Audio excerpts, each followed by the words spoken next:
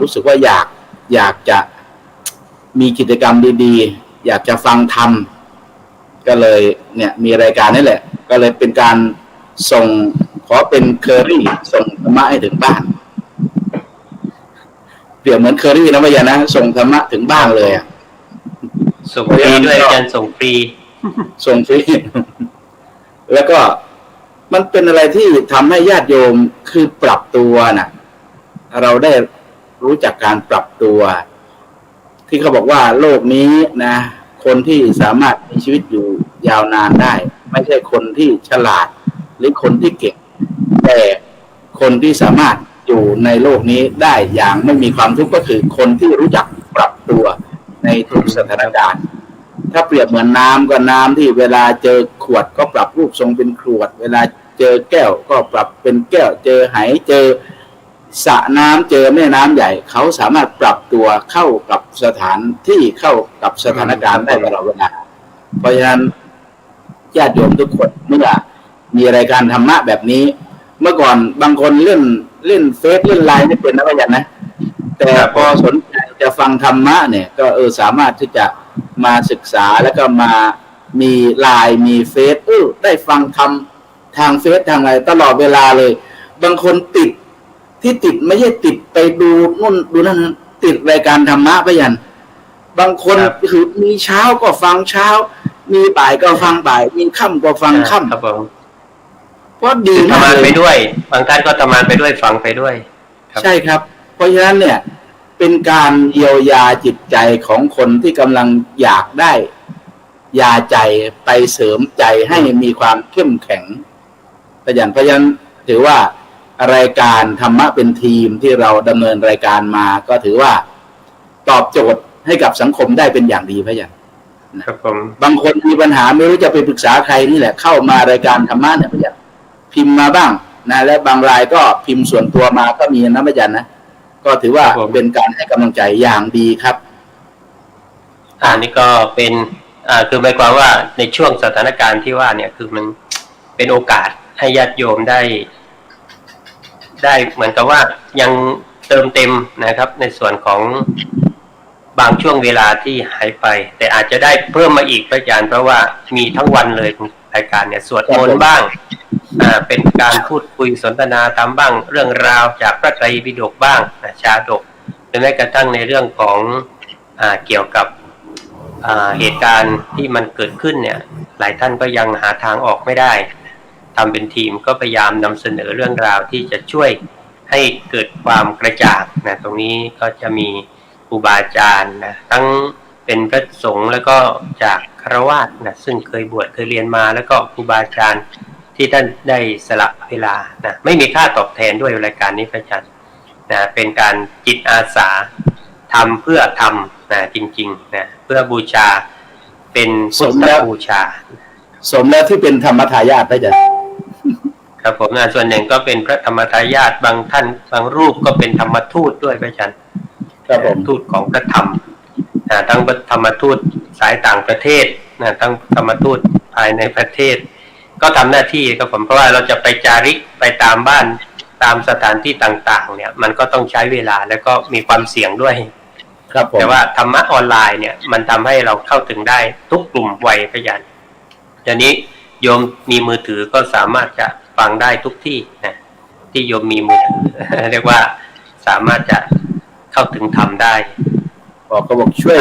ในฐานะที่เชิญนะพะยะครับผมในฐานะที่คุณโยมอาจารย์โสภาภูมิเองนะก็เป็นทั้งผู้มาร่วมรายการแล้วก็เป็นผู้ฟังทราบว่ามีคุณแม่ฟังอยู่ด้วยนะก็เป็นการได้เรียกว่าธรรมะเนี่ยมีความหลากหลายแล้วก็บางท่านบอกว่าถึงขั้นจะฆ่าตัวตายเครียดบอกว่าพอได้ฟังเทศฟังธรรมแล้วผ่อนคลายไม่อยากตายแล้วก็มีนี่อันนี้ก็เป็นส่วนหนึ่งที่โยมสะท้อนมาอยากจะให้อาจารย์โสภาภูมิได้เล่าความรู้สึกของผู้ฟังทั้งส่วนหนึ่งก็เป็นผู้ร่วมรายการด้วยเขาเจริญพรได้อะไรจากรายการธรรมะออนไลน์จากทำเป็นทีมในรอบ2 ปีที่ผ่านมากราบนมัสการเจ้าค่ะแล้วก็ วัสดีท่านผู้ฟังทุกท่านนะคะก็การที่ได้ร่วมรับฟังรายการนะคะทำให้มีความรู้สึกถึงการไม่ขาดหายไปของการได้คุ้นเคยกับวัดนะคะพระสงฆ์เป็นตัวแทนของวัดมีความรู้สึกว่าเป็นอย่างนั้นนะคะทุกทีเราก็ไปวัดก็ได้พบกับพระสงฆ์ได้ฟังธรรมะได้มีความรู้สึกคุ้นเคยอบอุ่นด้วยธรรมในขณะที่เราเข้าวัดนะคะนี้พอมาเป็นธรรมะออนไลน์อย่างนี้เราได้ฟังสิ่งที่ไม่เรียกว่าสบายมากขึ้นตรงที่หนึ่งเราไม่ต้องเตรียมตัวเราไม่ต้องอะไรยังไงแค่เตรียมใจที่จะได้รับฟังจัดเวลาให้ลงตัวจะทำงานอยู่บ้างหรือจะทำอะไรอยู่บ้างก็ไม่เป็นปัญหาเพราะว่าเราฟัง เราไม่ได้ปรากฏอยู่ตรงหน้าท่านค่ะก็เป็นอิริยาบถที่ผ่อนคลายเป็นถ้าไปวัดเนี่ยต้องไปนั่งพนมมือฟังต่อหน้าพระด้วยหลับก็ไม่ได้เดี๋ยวพระไหว้หรือว่ากระทั่งว่าบางทีมันก็อาจจะเกรงๆหน่อยนะบางท่านแต่ว่าแล้วก็การเดินทางบางทีก็อาจจะมีความกังวลใช่เจ้าค่ะแล้วในยุคนี้ที่เรารู้สึกว่าถ้าหากว่าไม่ได้พบพระสงฆ์มันก็เป็นความขาดที่พึ่งทางจิตใจด้วยแล้วการที่ได้ฟังพระสงฆ์ได้ฟังธรรมะได้ฟังอยู่ในบ้านเราไม่ได้ฟังอยู่คนเดียวก็ฟังกันกับสมาชิกในบ้านด้วยทำให้ทุกคนเนี่ยได้รับฟังแล้วมันเป็นความอบอุ่นมันเป็นความชื่นใจที่จะได้รับฟังพร้อมๆกันนะคะเจ็ดก่อนฟังจากหลายๆเรื่องฟังจากพระหลายๆรูปฟังทัศนคติด้วยฟังความคิดเห็นด้วยฟังเรื่องราวที่เป็นปัญหาของบุคคลอื่นที่สามารถจะแก้ปัญหาได้อย่างดียิ่งดีตรงไหนดีตรงที่สามารถจะนำมาใช้ในชีวิตประจำวันได้นะเจ้าค่ะหลายเรื่องที่เป็นปัญหาของคนอื่นๆแล้วพระอาจารย์ท่านตอบปัญหาให้เป็นการแก้ปัญหาให้กับตัวเราด้วยให้กับเพื่อนของเราด้วยที่รับฟังอยู่มันสร้างความอบอุ่นให้กับผู้ฟังค่ะในฐานะที่เป็นผู้เข้าร่วมรายการนะคะก็มีความรู้สึกว่ามีความใกล้ชิดมากยิ่งขึ้นแล้วก็ได้พบปะกับเพื่อนกับท่านผู้ฟังท่านอื่นด้วยและอย่างมีค่าที่สุดก็คือได้ฟังธรรมะอย่างใกล้ชิดด้วยได้มีโอกาสได้แสดงความคิดเห็นด้วยซึ่งทำให้ธรรมะของพระพุทธองค์สามารถที่จะนำมาใช้ในชีวิตประจำวันได้อย่างดีแล้วก็เป็นการฟังธรรมะที่เห็นเป็นรูปธรรมทำให้เห็นถึงธรรมะของพระพุทธองค์ว่าไม่ล้าสมัยแล้วก็ทันต่อเหตุการณ์ไม่ว่าเหตุการณ์ใดๆที่เกิดขึ้นในปัจจุบันนี้ล้วนแล้วแต่เป็นคำสอนที่พระพุทธองค์สอนไว้แล้วทั้งนั้นเพียงแต่เราหยิบมาใช้ได้ทันเวลาหรือเปล่าและการที่ได้รับฟังมันทำให้เอาใจของเราผูกพันอยู่กับธรรมะก็อยู่ในใจเราก็เอาจากอารมณ์ที่อาจจะตามกิเลสไปบ้างอะไรไปบ้างมันก็จะช่วยพยุงให้ได้กลับมาก็ถือว่าเป็นเรื่องที่วิเศษมากทีเดียว ก็อยากให้มีต่อเนื่องไปเรื่อยๆเจ้าค่ะแล้วก็เป็นปีที่3ปีที่4ไปเรื่อยๆค่ะแล้วก็เป็นโอกาสที่จะได้รับฟังธรรมะจากพระอาจารย์หลายๆรูปซึ่งอาจารย์มองยังไงแต่ละรูปนี่จะมีรูปแบบแตกต่างกันไปนะ ใช่ค่ะ ก็ แต่ละรูปจะมีรูปแบบในการสอนธรรมะที่แตกต่างกันไปทำให้เราได้โอกาสนะคะ ผู้ฟังนะคะทำให้ได้โอกาส มี ใน ทางเลื กา อ ร ก ที่ มีทางเลือกใช่ไหมใช้คำว่ามีทางเลือก ใช่ค่ะ มีทางเลือก ถ้าไปวัดเนี่ย มีทง แล้วเราก็ต้องไป ค่ะ วัดแล้วก็จะมี แล้วก็แบบเดียวเลยเบสิกเลยแบบไปก็คือเห็นพระนั่งเทศน์บนธรรมาสน์แล้วก็ หลายลีลาด้วยค่ะ ได้เห็นหลากหลายลีลาด้วยค่ะ ไม่ใช่ว่าบางครั้งก็ไม่ได้พูดรูปเดียว แต่ก็มีการสนทนาการตอบถามคำถามมีถามตอบปัญหามี เจ้าค่ะ การแสดงคอมเมนต์เข้ามาซึ่งตอนนี้ก็มีหลายท่านก็คอมเมนต์เข้ามาด้วยเหมือนกันว่ามีความคิดเห็นในรายการอะไรต่างๆโยมก็สามารถแสดงความคิดเห็นเข้ามาได้ตอนนี้ก็สาธุกันมาอนุโมทนากันมาขอเชิญพรนะบอกช่วยกันแชร์คนละ5 แชร์นะเป็นธรรมทานด้วยแล้วก็มีคำถามอะไรโยมก็คอมเมนต์ได้อันนี้ก็เป็นส่วนของการเปิดโอกาสให้เรามีส่วนร่วมในการนำเสนอธรรมะซึ่งก็ถือว่าเป็นบุญอย่างหนึ่งนะการพระที่บรรยายญาติโยมที่มาร่วมบรรยายก็กำลังทำหน้าที่ก็เรียกว่าได้แบ่งปันเรื่องราวดีๆให้กำลังใจทีนี้การว่าเยียวยาใจเนี่ยมันบางครั้งคุณหมอนี่ให้ยาอะไรเขาเรียกว่ายาที่รักษาโรคภัยไข้เจ็บตามอาการของโรคทีนี้ในการทำเป็นทีมก็ให้ยาใจนะฮะเป็นการเยียวยาจิตใจในขณะที่โยมกำลังเป็นทุกข์เดี๋ยวนี้ก็จะมีข่าวเข้ามาเยอะแยะมากมายนะทำให้หลายคนเริ่มหวั่นไหวแต่ใครที่ฟังรายการทำเป็นทีมนะหรือก็มีรายการธรรมะเอาใจรายการอะไรอีกหลายรายการนะที่อยู่ในทำเป็นทีมเนี่ยก็จะไม่หวั่นไหวตามนะฮะข่าวที่เกิดขึ้นเพราะก็ยังเห็นพระที่ท่านยังทำหน้าที่ท่านยังทำงานแล้วก็พยายามที่จะเป็นรูปแบบของการรวมกันซึ่งมีพลังมากอันนี้ก็เป็นส่วนหนึ่งที่เรียกว่าญาติโยมนะได้ฟังแล้วก็มีความสุขใจสบายใจและก็ไม่หวั่นไหวด้วยกับความ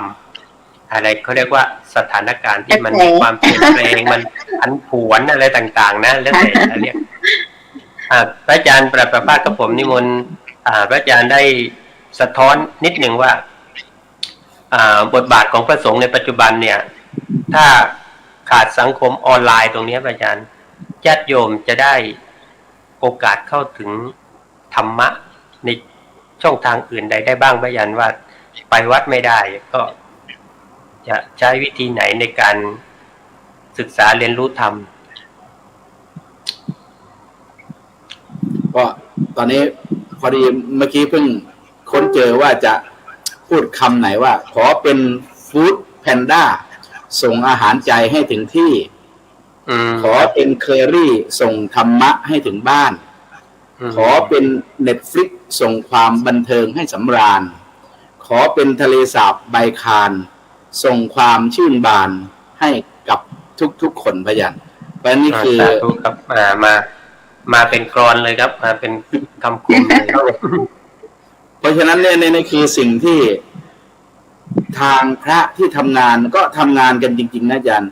พระหลายรูปหลายองค์ไม่ว่าจะเป็นอย่างที่อเมริกาท่านเจ้าอาจารย์พระครูปัญญารัตนวิเทศอาจารย์กุ๊กไก่ท่านก็ทำแล้วก็อาจารย์ทำอยู่ที่แคนาดาด้วยแคนาดาอาจารย์มหาวัชชัยนะครับผมแล้วก็ทั้งอาจารย์ที่อังกฤษนะที่วัดมหาธาตุคิงบัมลี่โดยเจ้าคุณเหลาพระราชปัญญาวิเทศปัญญาคุณท่านก็มีทีมงานอยู่พยัญเพราะฉะนั้นตอนนี้ว่านาทีจากไบรตันพยัญอังกฤษก็ทำกันนะเนี่ยเพราะคือตอนนี้ต้องบอกว่าสื่อสารนี่มันมีทั่วโลกคือทำให้เราเห็นกันทั่วโลกพยัญอันนี้ที่ถ้าพูดถึงพุทธศาสนาเราที่พระพุทธเจ้าท่านประพฤติปฏิบัติมาแล้วก็บอกว่าเราจะมีหูทิพย์ตาทิพย์นี่แหละพยัญหูทิพย์ก็อยู่ที่ไหนก็สามารถฟังกันได้เนี่ยอยู่อเมริกาก็ฟังวัดไทยดีซีอะไรอย่างนี้วัดไทยดีซีเข้ามาเนี่ยเพื่อนอยู่ที่ไหนอันนี้หูทิพย์นะพยัญนะและตาทิพย์เนี่ยก็เรามองเห็นกันด้วยเนี่ยเพราะฉะนั้น ไอการประพฤติปฏิบัติเนี่ยมันก็อยู่ที่ตัวของผู้ประพฤติปฏิบัติเองนะส่วนได้รับประโยชน์หรือไม่ได้รับประโยชน์ก็คือนี่แหละเราสามารถที่จะเลือกทานอาหารนั้นได้นะพยานนะอาหารที่เขาทำมาเนี่ยเราสามารถเลือกได้อันไหนเราชอบเราก็ทานเยอะไม่ชอบเราก็ทานน้อยหรือไม่ทานเลยก็ได้เพราะฉะนั้นธรรมะที่เขาจัดสรรให้เนี่ยมันมีหลากหลายมากพยานครับโยมสามารถเนี่ยพระอาจารย์มองอย่างนี้ไหมว่าในสถานการณ์ของปัจจุบันเนี่ยออนไลน์เนี่ยมันก็มีบทบาทจะบอกว่ามาได้ทันสถานการณ์ด้วยนะถ้าเมื่อก่อนนี้พระอาจารย์เกิดโควิดมาแบบเนี้ยแล้วต้องกักตัวอยู่ที่บ้าน10 วัน15 วันโดยไม่มีโลกออนไลน์เข้ามาเกี่ยวข้องเนี่ยก็ทำอะไรอย่างอยู่บ้านก็อ่านหนังสือเพราะฉะนั้นผมว่าโลกนี้มันจัดสรรให้อย่างลงตัวมากเลยแม้แต่ไออะไรแบงกิ้งที่เราใช้จ่ายกันอยู่ทุกวันนี้นะพยานนะครับผมเมื่อก่อนนี้ถ้าเราจะทำบุญเฮ้ยเราต้องเดินทางไปทำบุญถึงที่นะพยานนะอย่างผมอยู่ประเทศไทยจะทำบุญกับวัดอะไรที่แคลิฟอร์เนียนะวัดรัตนปัญญาเนี่ยผมต้องเดินทางไปนะแต่ปัจจุบันไม่ต้องเลยเราก็แค่โอนผ่านไปถ้าผมถึงแล้วจะซื้อของเหมือนกันเมื่อก่อนอุ้ยถ้าเนี่ยมันโชคดีตอนที่ก่อนโควิดมาเนี่ยมีแบงกิ้งเนี่ยทำให้เราจะใช้จ่ายกันได้รองรับไปเรียบร้อยแล้วอาจารย์ครับผมก่อนที่โควิดมันจะระบาดเนี่ยทำให้หลายคนต้องกักตัวต้องดูแลตัวเองเนี่ยเพราะฉะนั้นผมว่าโลกนี้เขาจัดสรรให้อย่างลงตัวครับเพียงแต่เราความเครียดไปได้เยอะไม่ยอมปรับตัวไม่ยอมปรับใจผมก็เลยอาจจะมีบางคนที่พระอาจารย์บางท่านก็อาจจะเข้าไม่ถึงการใช้สื่อออนไลน์นี่ก็มีอยู่เหมือนกันนะก็อาจจะต้องอาศัยเยาวชนคนรุ่นใหม่ลูกๆหลานๆช่วยแนะนำนะบางท่านผู้สูงอายุเนี่ยพอเป็นแล้วติดใจนะไม่วางมือถือเหมือนกันนะนี่ไม่ใช่ว่าใครพระอาจารย์เนี่ยโยมพ่อกับผมเองเนี่ยติดหนังตะลุงมั่งติดมโนราหรือบางทีติดฟังพระรูปนั้นรูปนี้ท่านก็เปิดดูได้ตลอดทั้งวันเลยแล้วก็ไม่เบื่อด้วยไม่ว่าผมจะไปไหนเดี๋ยวหายไปนู่นหายไปนี่เนี่ยไม่มีปัญหาคือท่านมีอะไรก็เรียกว่าตัวช่วยแล้วมีเพื่อนแล้วไปมีเพื่อนแล้วมีเพื่อนอยู่ตลอดทั้งวันเลยอยากฟังอะไรก็ได้ฟังอาจารย์โสภานะคุณแม่เป็นไงบ้างเข้าถึงโลกออนไลน์ไหมแม่ใช้ฟังพระค่ะก็จะบอกว่าตอนนี้อยากฟังเกี่ยวกับวิธีปฏิบัติสมาธิตอนนี้อยากฟังพระมีสายปฏิบัตินะครูบาอาจารย์เปิด YouTube ก็จะเจอเลยค่ะแล้วก็ตอนนี้ก็อยากจะฟังธรรมะสลับกันกับการเมืองอะไรแบบนี้ค่ะการเมืองก็อาจจะฟังบ้างนิดหน่อยอย่าให้มากเดี๋ยวจะกลายเป็นว่าเหมือนกับว่าโดนก็เอาพอมองแค่ว่าแนวคิดเขาว่าเป็นยังไงข้างนอกบ้านเนี่ยเขามีอะไรกันบ้างก็นี่ก็มองอีกนะอาจารย์มองในรูปแบบของเรื่องว่าบางทีเนี่ยเหตุการณ์แบบฉุกเฉินเหมือนกับว่าคุณพ่ออาการป่วยหนักหรือว่ามีเรื่องราวแบบมันกระทันหันอย่างเนี้ยโลกออนไลน์มันได้ช่วยเข้าถึงได้เร็วขึ้นนะบางทีการเดินทางอาจจะไม่ทันแต่ว่าโลกออนไลน์เนี่ยสามารถสื่อสารเห็นหน้าได้ยินคำพูดอย่างช่วงหนึ่งที่ว่ามีพ่อกำลังจะเสียชีวิตเนี่ยก็เลยโทรไปหาลูกแล้วก็ได้คุยกันไม่ถึง10 นาทีพ่อก็จากไป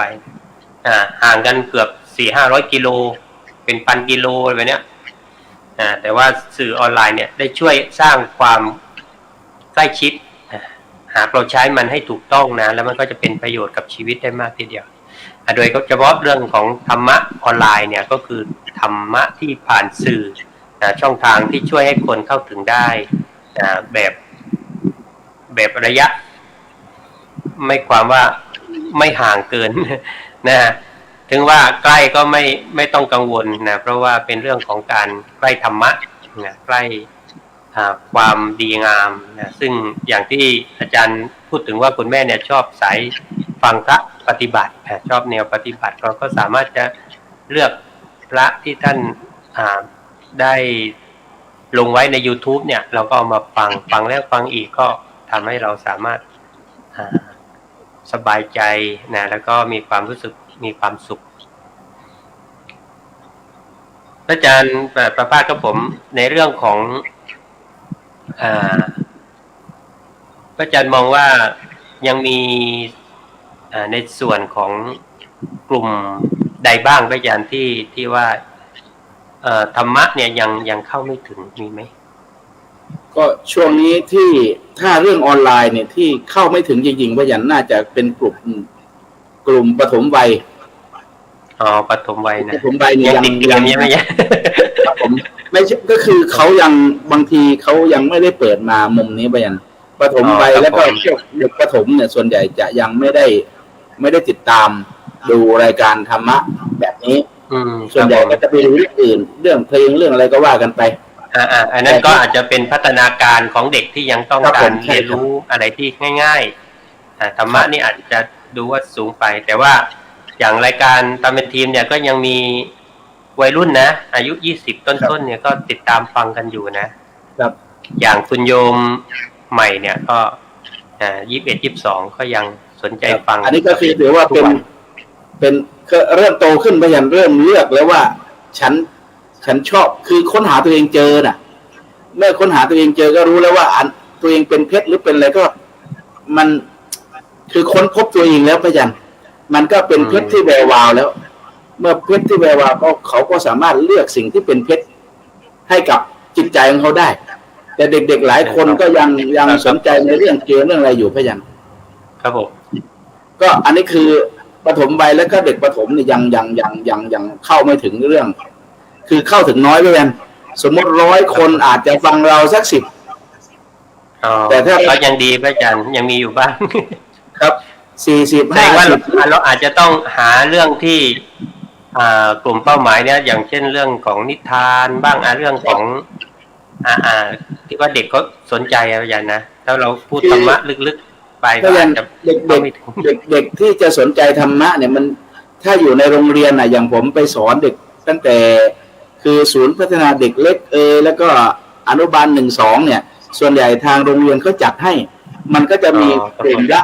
เป็น100 คนหรือ200 คนเนี่ยอย่างที่ทำมาตลอดก็ตั้งแต่โรงเรียนเทศบาล4เนี่ยอนุบาลพุทธธรรมก็ทำมาเป็นก็10 กว่าปีนะนี่คือทางครูทางผู้อำนวยการสนใจแล้วก็ให้เด็กเหล่านี้ได้ศึกษาได้สนใจธรรมะผมก็เอาวัคซีนก็คือวัคซีนที่ผมให้ก็คือวัคซีนคุณธรรมนะพยัญนะในเรื่องการไม่เห็นแก่ตัวในการกราบในการไหว้ในการมีสัมมาคาระเพราะฉะนั้นเด็กๆเหล่านี้พอเติบโตขึ้นมาม.1 ม.2 ม.3 และเมื่อจบจากโรงเรียนนี้ไปพยัญเด็กจะมีสัมมาคาระดีมากหลายคนชื่นชมครับนี่มีของอาจารย์พระครูโพธิวีรคุณเมื่อกี้อยากให้กำลังใจกับทีมงานทำเป็นทีมนะครับวันนี้อยู่เป็นเสียงธรรมให้กับชาวโลกตลอดไปนะครับไม่ใช่เฉพาะชาวไทยนะให้ชาวโลกด้วยขอบพระคุณมากครับอาจารย์และอาจารย์เองก็เมตตาเข้ามาช่วยเป็นพระวิทยากรให้ในรายการด้วยคุณเจริญพรคุณโยมโสภาคุณครูนอกจากธรรมะทำเป็นทีมเนี่ยที่เข้าถึงกลุ่มเป้าหมายส่วนมากก็จะวัยทำงานแล้วก็วัยของผู้สูงวัยนิดนึงแต่ว่าโอ้โหแม่ชีแชร์ให้68 กลุ่มเลยนะขอเจริญพรนะสาธุยังเข้าถึงกลุ่มที่เปราะบางเช่นกลุ่มผู้ป่วยติดเตียงกลุ่มผู้พิการกลุ่มที่เรียกว่าไม่สะดวกในการจะไปไหนมาไหนได้ตรงนี้พยัญธรรมะได้ช่วยเยียวยาจิตใจของคนท่านเหล่านี้ได้เป็นอย่างดีนะบางท่านเนี่ยนอนฟังไปโอ้โหมีความสุขนะบอกเนี่ยฟังรายการท่านตลอดก็เลยทำให้เราก็มีกำลังใจด้วยโอ้ครับผมโยมก็ได้ประโยชน์จากทำเป็นทีมนะธรรมะออนไลน์ที่เข้าถึงได้ในลักษณะที่เรียกว่าโยมซึ่งอาจจะมีลูกหลานหรือว่าคนใกล้ชิดนะ ช่วยเปิดให้นะหรือว่าท่านจะเปิดเองก็อาจจะว่าได้รับการแนะนำนะว่าเปิดช่องทางยังไงจะเข้าถึงได้ ตรงนี้ก็ถือว่าเป็นส่วนหนึ่งที่ทำเป็นทีมนั้นรู้สึกว่ามีบทบาทในการช่วยเหลือญาติโยมนะในการให้เกิดความเบาใจสบายใจแล้วก็ช่วยเยียวยาจิตใจในขณะที่วิกฤตชีวิตมันเกิดขึ้นนะไม่เฉพาะเพียงแค่ว่าโควิดนะไม่ใช่นะหมายความว่าเจ็บป่วยด้วยโรคภัยไข้เจ็บอื่นๆก็สามารถทำให้รู้สึกคลายความกังวลได้นะแล้วคนที่เครียดนะไม่เฉพาะคนป่วยนะบางทีนะคนเฝ้าก็เครียดเหมือนกันนั้นก็เลยจะต้องดูแลกันทุกๆฝ่ายเลยนะก็ฟังกันไปด้วยกันนะพยายามขออนุญาตเสริมนิดนึงพอดีเมื่อวันที่29ที่ผ่านมา29เมษายนที่ผ่านมาเป็นวันคล้ายวันผู้ให้กำเนิดนะแล้วผมก็ได้จัดเป็นของขวัญครับทำเป็นของขวัญนะถ้าพูดภาษานั้นก็คือถุงยังชีพนั่นแหละมีข้าวสารมีมาม่ามีปลากระป๋องมีไข่ไก่มีนมมีอะไรไปแจกโดยเฉพาะที่เห็นแล้วคือหลายคนพยันเป็นผู้ป่วยติดเตียงและผู้ป่วยติดเตียงนี่มีต้องใช้แพมเพิร์สก็มีนะพยันนะและบางคนหนักมากต้องใช้เขาเรียกว่าแผ่นรองก็ถ้าไม่ออกไปอย่างเงี้ยผมก็ไม่รู้ว่าบางคนเขาต้องใช้ไอ้แผ่นรองนะที่เวลาเขาขับถ่ายเขาอะไรที่ไม่สะดวกนะครับผมไปตั้งแต่8 โมงเช้าไปยันแล้วก็เสร็จกิจกรรมก็6 โมงเย็นครับผมแจกคืออันนี้เลือกแล้วนะครับเลือกแล้วว่าเอาผู้ป่วยติดเตียงเอาผู้พิการแล้วก็ผู้สูงอายุ80 ปีขึ้นไป4 หมู่บ้านก็100 กว่ารายไว้ยันครับผมเพราะฉะนั้นก็ได้ไปเห็นความจริงที่ว่าอย่างบางคนเนี่ยนอนแบบคือสงสารอย่างที่พระอาจารย์บอกคนที่ดูแลก็เครียดคนที่ป่วยติดเตียงก็เครียดและมีอยู่ครอบครัวหนึ่งอยู่ไม่ไกลจากตรงนี้พระอาจารย์ก็แม่เนี่ยอายุ70 กว่าต้องดูแลลูกชายซึ่งอายุ30 ต้นพระอาจารย์แต่ลูกชายเนี่ยไปล้มแล้วก็กระดูกทับเส้นพระอาจารย์นอนติดเตียงอยู่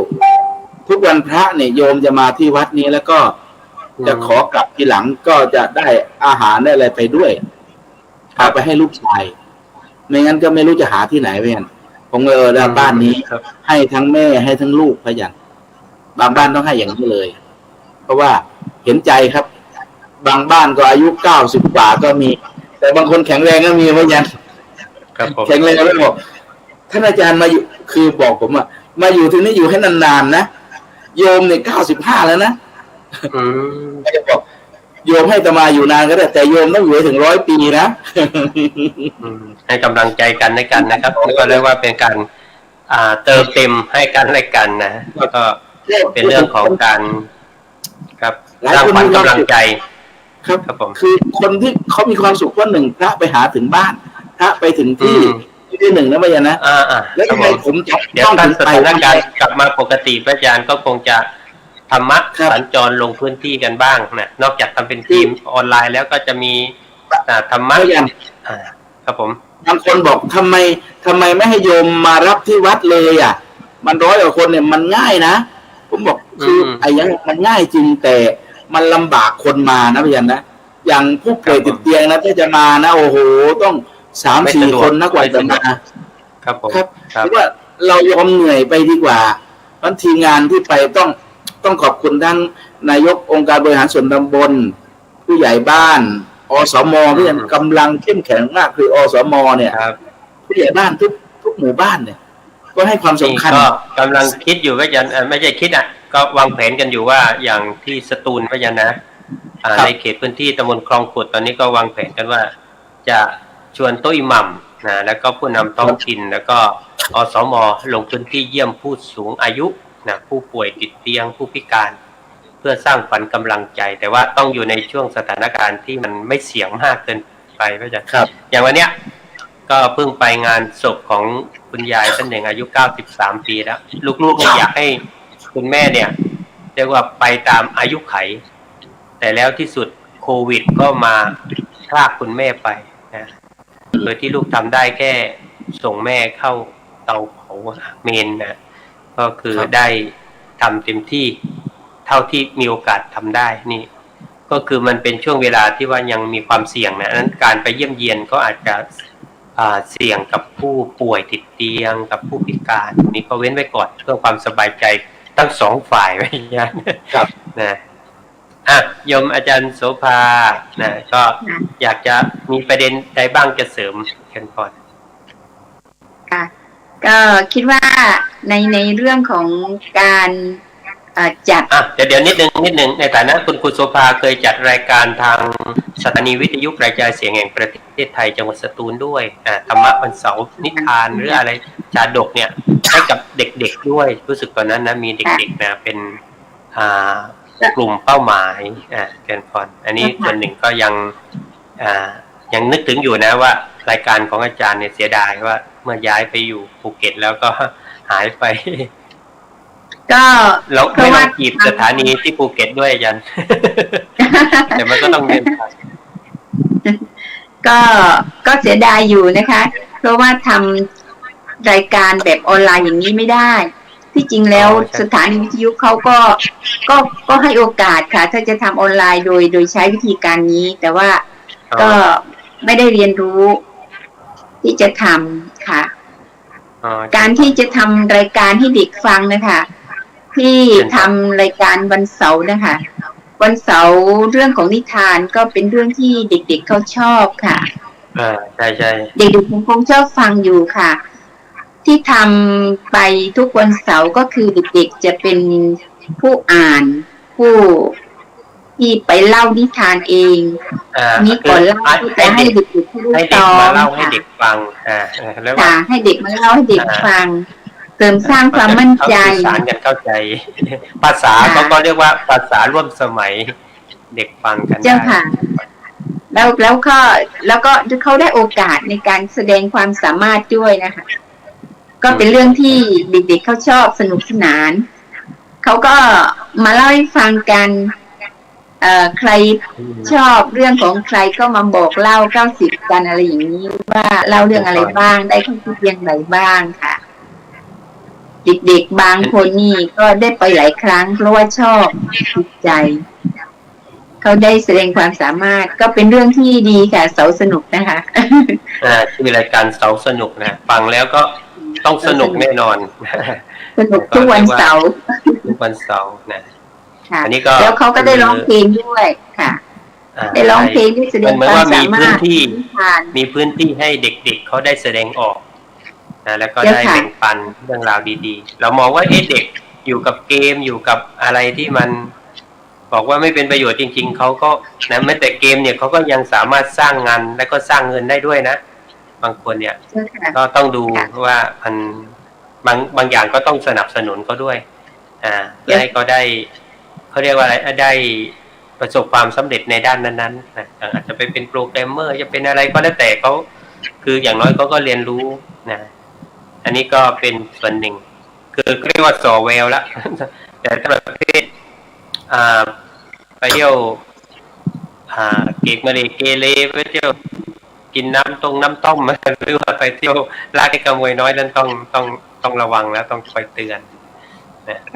อันนี้ก็เป็นส่วนหนึ่งที่ว่ามีเวทีให้กับเด็กนะบางครั้งเราก็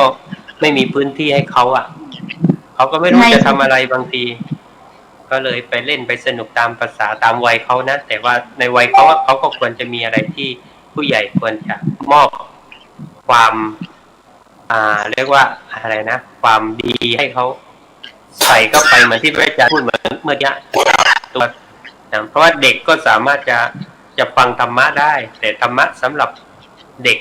เมื่อก่อน7 ขวบ 8 ขวบใช่ไหมก็สำเร็จโสดาบันแล้วบางทีฟังเทศฟังธรรม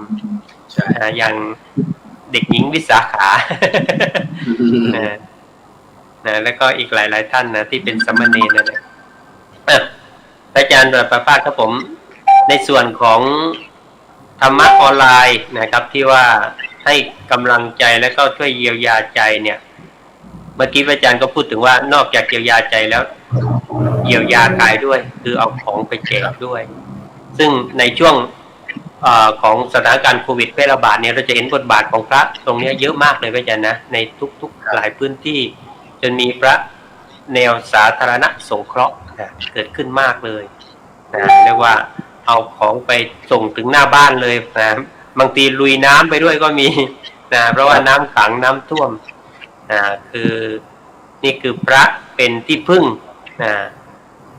ทางใจของญาติโยมได้แล้วก็เป็นที่พึ่งทางกายด้วยบางทีสถานการณ์บางอย่างเนี่ย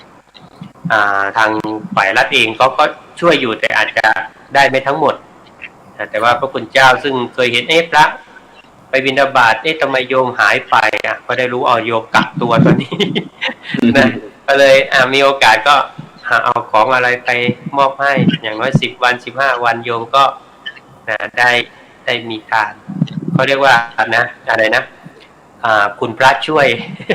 ผมก็เลยตั้งแนวยันกองบุญคุณพระช่วยนะก็โยมไปได้ประมาณ150,000 กว่าบาทนะคิดเป็นเงินนะยันนั้นซื้อของแล้วให้เงินทองบ้างในช่วงญาติโยมช่วยกันทำมาอันนี้ก็เป็นส่วนหนึ่งที่ให้ญาติโยมได้รู้สึกว่าโยมไม่ทิ้งพระก็ไม่ทิ้งโยมนะช่วยกันนะแล้วก็นอกจากให้สิ่งของอะไรแล้วเนี่ยพระก็ยังให้ธรรมะเนี่ยโดยหน้าที่บทบาทหลักของพระคือศึกษาธรรมปฏิบัติธรรมแล้วก็เอาธรรมะมาแบ่งปันฝากส่งต่อให้ญาติโยมได้ฟังกันทีนี้ก็อยากจะตั้งข้อสังเกตนิดหนึ่งพระอาจารย์ตอนนี้ในสถานะที่ว่ามันเกิดเป็นประเด็นเกิดข่าวเนี่ยคืออย่าไปติดในตัวพระอย่าไปหลงพระให้หลงธรรมะ คือให้ติดธรรมะอย่าติดตัวพระธรรมะนี่อยู่ในทุกๆคนนั่นแหละคนหน้าตาไม่ดีก็มีธรรมะ คนหน้าตาดีก็มีธรรมะแต่ว่าให้เอาธรรมะเป็นหลักนะถ้าเอาตัวคนเป็นหลักเดี๋ยวจะผิดหวังแล้วก็จะทิ้งธรรมไปด้วยแต่ที่จริงธรรมะน่ะดีที่สุดแล้วแล้วก็เป็นของทนต่อการพิสูจน์ด้วยนะเป็นของแท้แต่ว่าคนนี้อาจจะเปลี่ยนแปลงได้นะนี่ก็ว่ากันไปนะขอเชิญพรอาจารย์ก็เชื่อโดยเฉพาะอย่างยิ่งอาจารย์โสภาภูมิในฐานะที่เป็นผู้สอนธรรมะในโรงเรียนด้วยแล้วก็ปฏิบัติธรรมะด้วยแล้วคุณแม่เองก็เป็นต้นแบบตัวอย่างอยากให้เล่านิดนึงในครอบครัวของอาจารย์เนี่ยสนใจธรรมะตั้งแต่ตอนไหนยายนะคะเริ่มตั้งแต่ยายเลยค่ะโอ้ไปคุณยายอีกนะตอนนี้คุณแม่อายุเท่าไหร่แล้วตอนนี้คุณแม่88นะคะแล้วก็เล่าให้ฟังว่าต้นกำเนิดมาจากอะไรมาจากคุณยายที่ไปวัดค่ะไปวัดแล้วแม่ก็ไปวัดแล้วเราเองเป็นเด็กๆก็ตามไปวัดแล้วทีนี้ก็เมื่อเข้าเรียนนะคะยายก็นำหนังสือธรรมะกลับมาจากวัดแล้วก็เอามาให้หลานอ่านให้ฟังเล่ม 1 เล่ม 2 เล่ม 3อ่านไปเรื่อยๆแล้วคุณยายไม่ได้มานั่งฟังอยู่เพียงคนเดียวก็มีเพื่อนของคุณยายด้วยอะไรด้วยแล้วก็ฟัง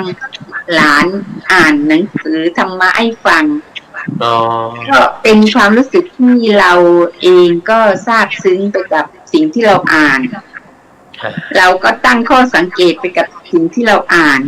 เราก็มีข้อสงสัยกับเรื่องที่เราอ่านว่ามันจริงหรือเปล่าเนี่ย อย่างเรื่องนี้นะคะอย่างมีอ่านหนังสือเล่มหนึ่งแล้วก็เจอคำสอนของพระพุทธเจ้าที่สอนว่ามีคำหนึ่งที่ว่าที่ใดมีรักที่นั่นมีทุกข์อะไรอย่างนี้นี่เขาก็มาใช้กันอยู่มันก็เป็นสิ่งที่ทำให้เราที่เป็นเด็กตอนนั้นนะคะสงสัยมาตลอด ก็คอยสังเกตดูว่ามันมีรักและมันมีทุกข์อย่างไรอะไรแบบนี้ค่ะก็ทำให้เราสนใจในเรื่องของพระพุทธเจ้าในเรื่องของคำสอนที่โรงเรียนก็สอนถามว่าเราเนี่ยนับถือศาสนาอะไรเราก็เป็นจุดทำให้เราสนใจยายของเราเรียกแม่เฒ่านะคะแม่เฒ่าของเราแม่ของเราพ่อของเราถามไปวัดกันไปทำไมทำอะไรบ้างเราก็มีความคุ้นเคยเราได้รับคำสอนให้กราบพระให้ไหว้พระให้สวดมนต์ อันนี้มันเกิดมาจากครอบครัวของเราทั้งสิ้นที่เป็นผู้ปลูกฝัง แต่ก่อนนี่ค่ะ ในยุคนั้นสมัยนั้นเนี่ย โลกออนไลน์เนี่ยยังไม่มีค่ะ แต่ว่าเข้าถึงได้ด้วยการก็เรียกว่าผ่านการบอกเล่าจากปู่ตายายายหรือการอ่านหนังสือการปฏิบัติให้เห็นค่ะ การปฏิบัติให้เห็น การปฏิบัติให้ดูตัวเป็นตัวอย่างค่ะนำไปให้สัมผัสปฏิบัติให้เห็นนั่นคือตอนนี้ก็ส่งมาถึงคุณแม่แล้วก็มาส่งต่อถึงหลานคือตัวอาจารย์แล้วก็ส่งต่อไปถึงเหลนด้วยตอนนี้ค่ะก็ทีนี้พอถึงช่วงนี้ที่มีออนไลน์เราก็เปิดกันในบ้านให้บรรยากาศของมันเป็นเสียงธรรมะมองยังไงบางทีในวัดเนี่ยสมมติว่าโลกออนไลน์เนี่ยมันเกิดขึ้นมาแล้วเนี่ยนะกับการที่ว่าคนในวัดมีประมาณ10 คน20 คนแต่ว่าพอเกิดโลกออนไลน์เนี่ยคนสามารถฟังได้มากกว่า20 คนบางทีเป็น100 คน10,000 คนหรือบางทีเป็น100,000 คนนะใช่ไหมในรายการบางรายการที่คนก็สนใจอันนี้ก็เรียกว่าโลกออนไลน์ได้เปิดอะไรนะเปิดพื้นที่ให้คนที่สนใจธรรมะซึ่งบางคนบอกว่าไม่ได้นับถือศาสนาหรือบางคนบอกไม่มีศาสนาเลยแต่เขาก็รู้สึกอยากฟังนะฟังแล้วมันเขาเรียกกันภาษาอะไรไปรุ่นเขาเรียกเก็ตไหมพยัญประพัดเก็ตมันเก็ตฟังแล้วรู้สึกมันใช่เลยหรือซาโตริพยัญซาโตริจะฟังกับคุณโยมอาจารย์อันนี้ก็เป็นส่วนหนึ่งที่ได้รับจากครอบครัวนะซึ่งอันนี้ก็เป็นบทบาทเมื่อกี้อาจารย์ประพาสกับผลที่ว่าพูดถึงโยมที่ว่าไม่ต้องหามหรือต้องประคองกันมาที่วัดนะคือผู้ป่วยติดเตียงผู้พิการนะเนี่ยแต่พระไปหานี่ทำให้โยมรู้สึกว่าเขามีความสุขที่ผมเคยไปอาจารย์2 พี่น้องอายุ80 อัพแล้วทั้งนั้นปรากฏว่ามีสิ่งที่ผมต้องทำต่อเนื่องมาก็คืออะไรอาจารย์ต้องออกพื้นที่บ่อยๆเพราะว่ายาย2 ท่านนั้นพูดเข้าหูเลยอาจารย์บอกตายก็ไม่เสียดายแล้วพระมาโปรดถึงบ้าน คือมาให้เห็นน่ะเป็น10 ปีแล้วยายบอกไม่เห็นพระเลยเพราะว่าไม่ได้ไปวัดเลยไปไม่ไหวไปไม่สะดวกใช่ครับบางคนอยากมาแต่มาไม่ได้ไงครับและที่ผมไปนะมีอยู่บ้านหนึ่งคือเขาพิการทั้ง2 คนนะก็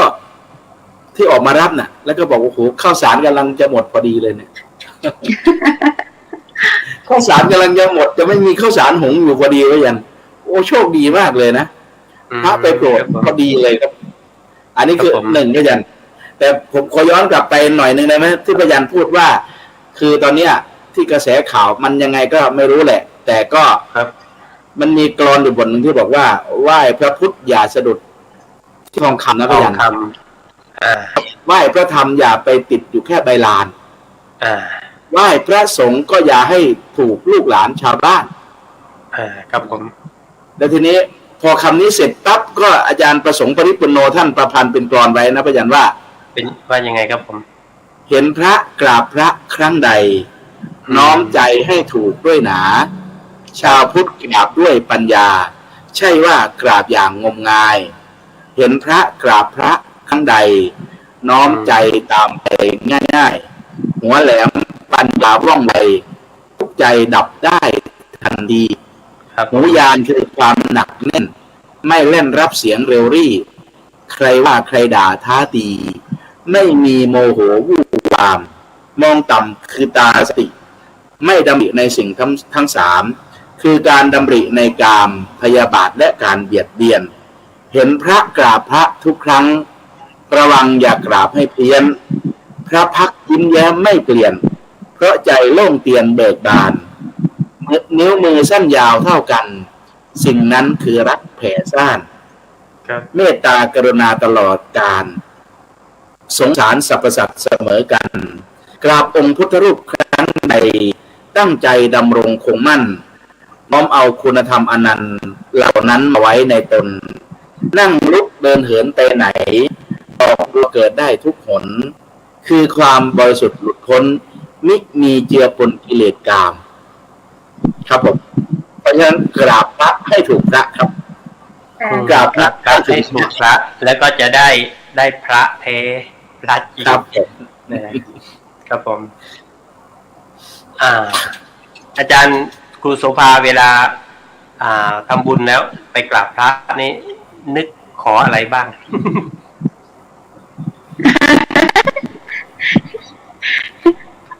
ขอให้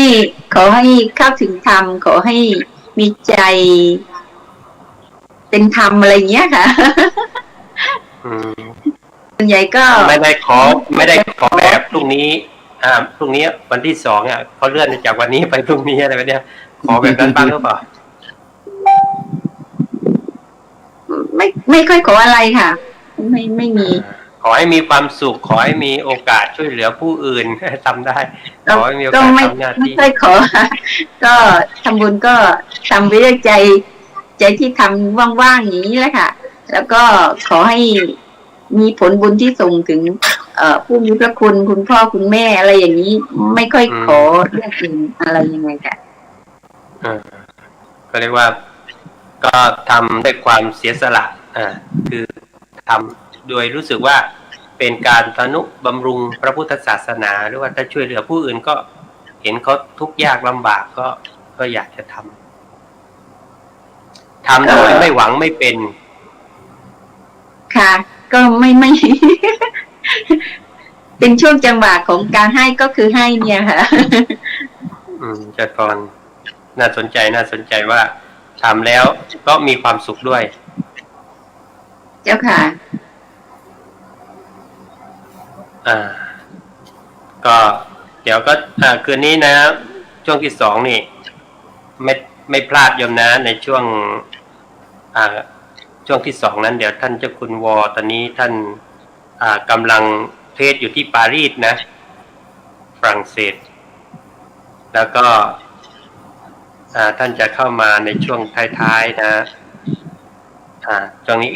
อีก10 นาทีก็จะเข้าช่วงที่2แล้วนั้นเดี๋ยวก็ได้ฟังท่านเจ้าคุณวชิรเมธีด้วยตอนนี้กำลังส่งต่อเดี๋ยวพระอาจารย์ประภาสครับนิมนต์ให้กำลังใจญาติโยมตอนนี้ญาติโยมบางท่านกำลังเครียดวันนี้น้ำมันขึ้น2 บาทเลยที่เซลของอาจจะขึ้นตามมาเรื่อยๆแล้วทีนี้นะครับอะไรต่างๆแล้วความดันจะขึ้นด้วยบอกอาจารย์น้ำตาลขึ้นนะเบาหวานขึ้นด้วยเด้อครับผมนิมนต์พระอาจารย์ให้กำลังใจญาติโยมกำลังทุกข์กับสถานการณ์เปลี่ยนแปลงของโลก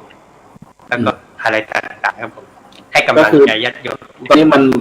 ทุกอย่างมันปรับมันเปลี่ยนไปหมดพระยันไม่แต่ก็คือน่าจะเป็นที่เรื่องของการสู้รบกันที่ต่างประเทศด้วยก็เป็นอีกเหตุผลหนึ่งที่ทำให้ทุกสิ่งทุกอย่างมันปรับตัวขึ้นนะเพราะว่าพระเจ้าผู้ผลิตน้ำมันผู้ผลิตก๊าซธรรมชาติที่ใหญ่ที่สุดในโลกที่เขามีปัญหาอยู่ขนาดนี้เพราะฉะนั้นมันก็เลยทำให้เกิดว่าเป็นมีผลกระทบตามมานะทำให้ตอนนี้น้ำมันก็ขึ้นราคาแต่นี้เราอะไรที่ปรับขึ้นได้ก็ปรับอะไรที่ยังไม่สมควรนะที่พอช่วยประคับประคองกันต่อไปก่อนก็ช่วยประคับประคองกันนะให้รู้เท่าทันคือยังไงมันต้องขึ้นอยู่แล้วมาตั้งแต่ผมสัมผัสได้ตั้งแต่แรกๆพยันปี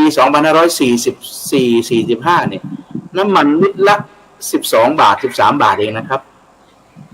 ครับผมเพราะนี้20ตีไป20 ปีมันขึ้นมาขนาดนี้ก็มันก็ธรรมดาครับนะถ้าเราเข้าใจเรื่องธรรมดานะพยันนะนี่โยมนั่งรอหมอเอ็กซเรย์พยันนี่โยมนั่งรอหมอเอ็กซเรย์อยู่แล้วก็แล้วก็ฟังพระอาจารย์ไปด้วยเนี่ยก็รอเนี่ยกำลังให้กำลังใจคุณโยมยายวัดธัญรัตนากูลด้วยนะกำลังพาลูก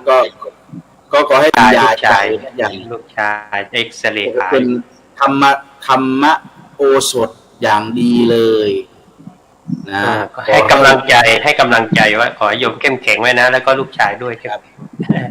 นั่นแหละคือเรื่องร่างกายนี่ให้คุณหมอ ทำหน้าที่รักษาไป แต่เรื่อง ครับ จิตใจเนี่ยเราใช้ธรรมะ อืม แล้วก็ ครับผม ใช้หัวใจตัวเองในการรักษามันให้เข้มแข็งนะ มีของท่านหนึ่งบอกว่า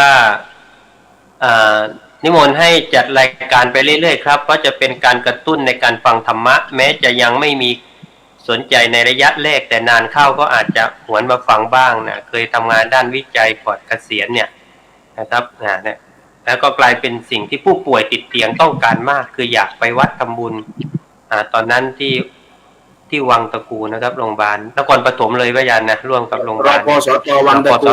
นะวังตะกูแล้วก็วัดวังตะกูพระร่วมออกไปเยี่ยมผู้ป่วยเพราะว่าผู้ป่วยฟื้นตัวเร็วนี่ครับนี่อานิสงส์นะพระยาน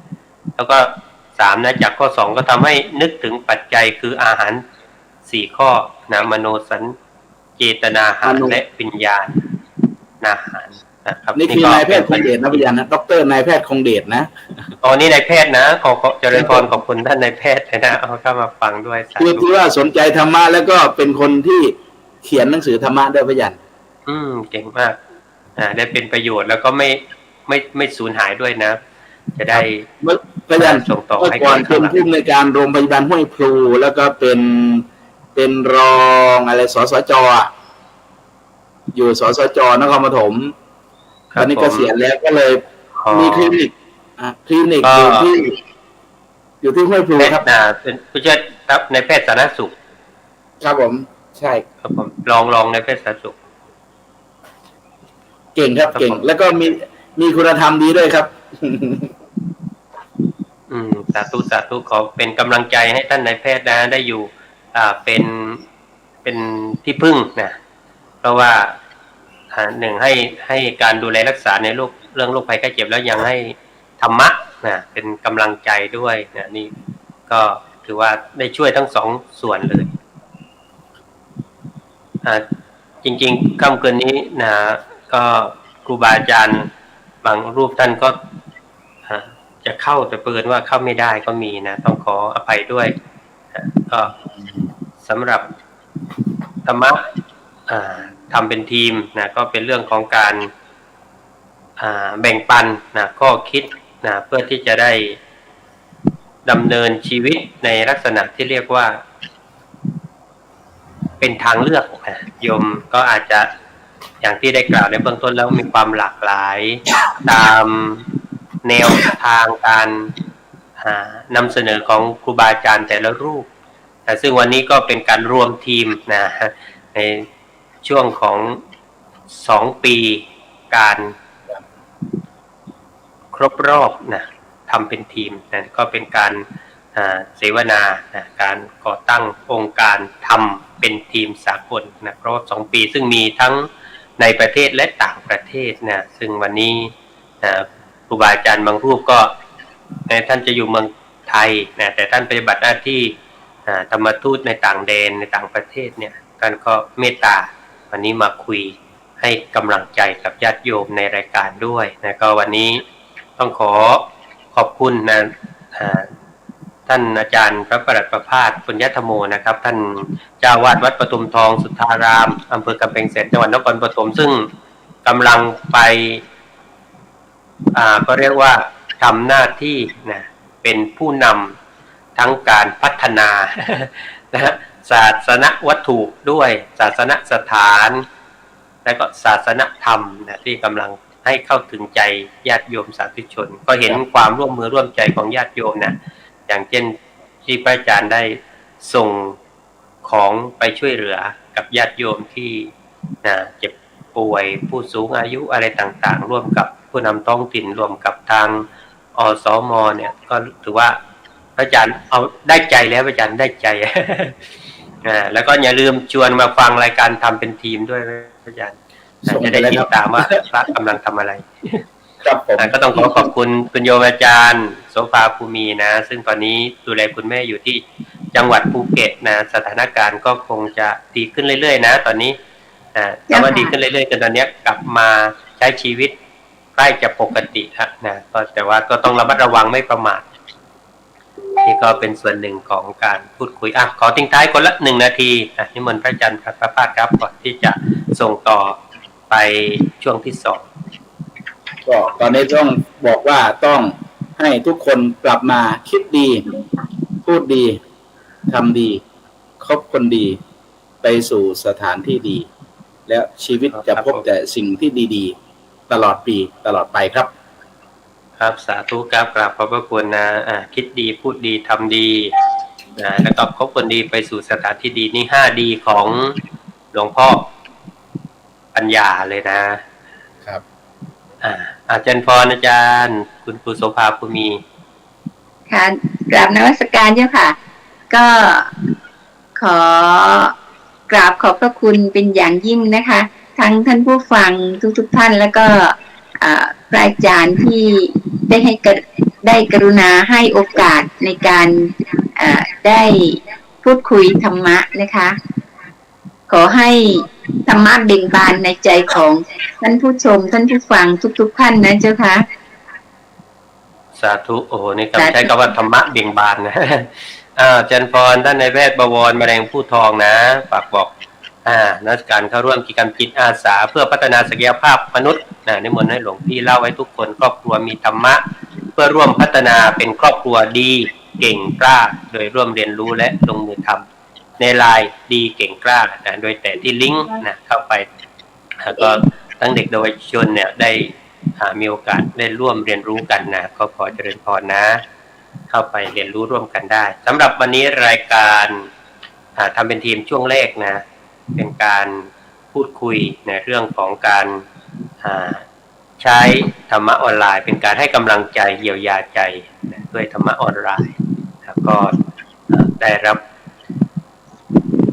แนวทางที่พระอาจารย์ได้ประพาสแล้วก็ในส่วนของอาจารย์โสภาภูมิซึ่งเป็นทั้งผู้มาร่วมพูดคุยในรายการและผู้ฟังด้วยได้มาสะท้อนก็เห็นว่าเป็นส่วนหนึ่งของการนำเสนอธรรมะออนไลน์ที่ทำให้หลายๆท่านได้รับประโยชน์ก็ขออนุโมทนาและก็คิดว่าน่าจะได้มีโอกาสนำเสนอต่อไปให้ญาติโยมได้เกิดขวัญกำลังใจกันเรื่อยๆนะจะมีครูบาอาจารย์เข้ามาปัดเปลี่ยนเวียนกันให้ญาติโยมได้ฟังกันต่อไปสำหรับในช่วงแรกนี้ก็คงจะขออำลาญาติโยมไว้แต่เพียงเท่านี้ขอทุกท่านมีความสุขและก็ทำหน้าที่แล้วก็ใช้ชีวิตด้วยความไม่ประมาทในการดำเนินชีวิตทุกท่านปลอดภัยแคล้วคลาดอันตรายทั้งหลายทั้งปวงลูกไปแค่เจ็บทั้งหลายก็อย่าเข้ามากำกลายในชีวิตขอเจริญพรไม่ได้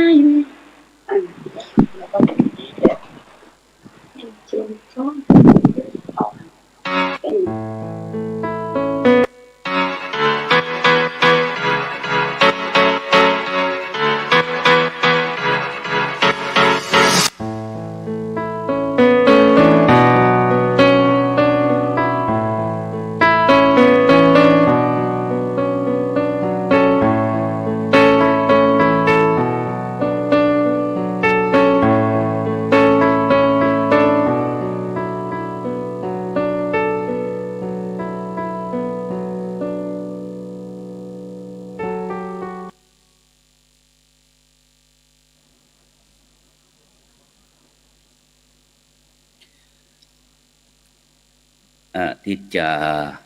บาลีนี้แสนยากมันลำบากเหลือแค้นสุดแสนเข็นนั่งท่องจำตำราเจ้าทุกเช้าเย็นเพื่อความเป็นมหาไสยดังใจปองถึงจะยากเพียงไรไม่เคยบ่นเกิดเป็นคนต้องสู้ได้ไม่เป็นสองได้มหานิสัยเหมือนได้ทองฉะนั้นต้องขยันหมั่นฝึกตนตั้งใจเรียนเพียรให้แน่คำแม่สั่งจึงเป็นดังพลังใจให้ฝึกฝนเรียนเถิดลูกเพื่อวันหน้าค่าของคนเรามันจนเรียนให้ได้ตายช่างมันขอกล่าวคำว่าธรรมะสวัสดีกับบรรดาท่านผู้ฟังแล้วก็ท่านผู้ชมทุกท่านที่ กำลังติดตามช่องธรรมะเป็นทีมครบรอบ2 ปีช่วงที่2ซึ่งกลุ่มพระสงฆ์อุบาสกอุบาสิการ่วมกันเผยแผ่ธรรมะออนไลน์ไลฟ์สดทาง Facebook แล้วก็ YouTube และสถานีวิทยุ FM คลื่น 104.50 เมกะเฮิรตซ์วัดฝ่ายหินจังหวัดเชียงใหม่พร้อมทั้งเครือข่ายคลื่นสีขาว8จังหวัดภาคเหนือซึ่งในค่ำคืนนี้ก็เป็นคืนวันศุกร์ที่1เดือนพฤษภาคมปีพุทธศักราช2565ก้าวกับผมอาตมาภาพพระครูโสพลปริยัติก็ได้รับฉันทานุมัติจากคณาจารย์จากช่องทำเป็นทีมได้ดำเนินรายการในช่วงที่2ซึ่งหัวข้อที่ตั้งไว้บอกว่าปราชญ์บาลีในเวทีโลกยุคใหม่มาพบกับบรรดาท่านผู้ฟังท่านผู้ชมเวลาตั้งแต่ 20 นาฬิกาเป็นต้นไปจนถึงเวลาประมาณ 21:30 นาทีซึ่งบรรดาท่านผู้ฟังท่านผู้ชมก็สามารถให้กำลังใจนะด้วยการกดติดตาม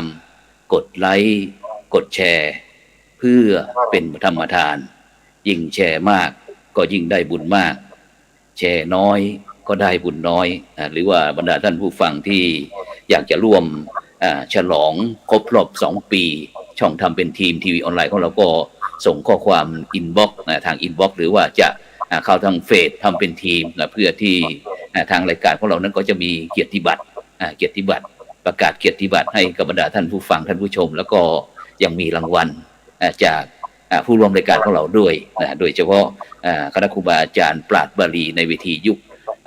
ทีโลกยุคใหม่วันนี้นะซึ่งถือว่าไม่ธรรมดานะซึ่งก็ทำให้ผู้ดำเนินรายการนี้ค่อยเขวไปเช่นเดียวกันเพราะว่าครั้งหนึ่งในชีวิตที่ได้กระทบปราชญ์บาลีในเวทียุคใหม่ในช่องทำเป็นทีมของเรานะซึ่งก็ถือว่าเป็นเกียรติอย่างยิ่งนะที่ทางช่องทำเป็นทีมของเราได้รับเกียรติได้รับความเมตตาจากคณะครูบาอาจารย์ของเราซึ่งบรรดาท่านผู้ฟังท่านผู้ชมก็สามารถที่จะร่วมบริจาคเป็นสาธารณกุศลชื่อบัญชีนั้นก็ออมบุญออมธรรมวันละบาทนะทางธนาคารไทยพาณิชย์นะเลขที่บัญชีนั้นก็145244700-8ชื่อบัญชีนั้นก็พระไทยธรรมกิจพระมหาชันชัยพรหมประดิษฐ์แล้วก็พระอาจารย์จตุรงค์ชูศรีนะหรือว่าซึ่งในคำคืนนี้ก็ได้รับความเมตตาจากพระมหาเถระนะซึ่งถือว่าเป็นความหวังของคณะสงฆ์ไทยอีกรูปหนึ่งนะซึ่งได้เดินทางไปปฏิบัติศาสนกิจนะ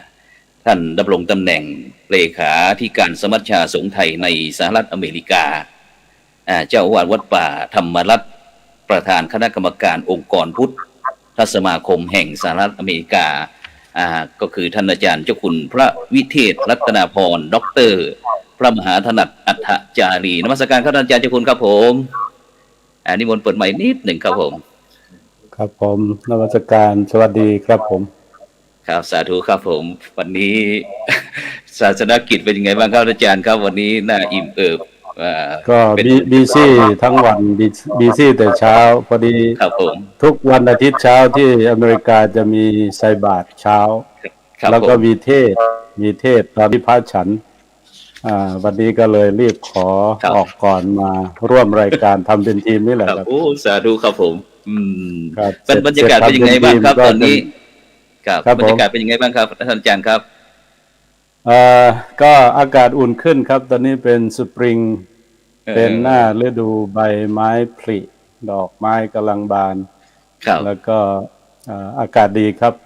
ครับผมอากาศดีขึ้นครับแล้ววันนี้มีอะไรที่จะมาฝากกับบรรดาท่านผู้ฟังท่านผู้ชมในงานฉลองครบรอบ2 ปีทำเป็นทีมบ้างไหมครับที่เราตกลงกันไว้อาจารย์ลืมหรือยังครับไม่ลืมนะไม่ลืมครับก็ตั้งอกตั้งใจทีเดียวแหละผม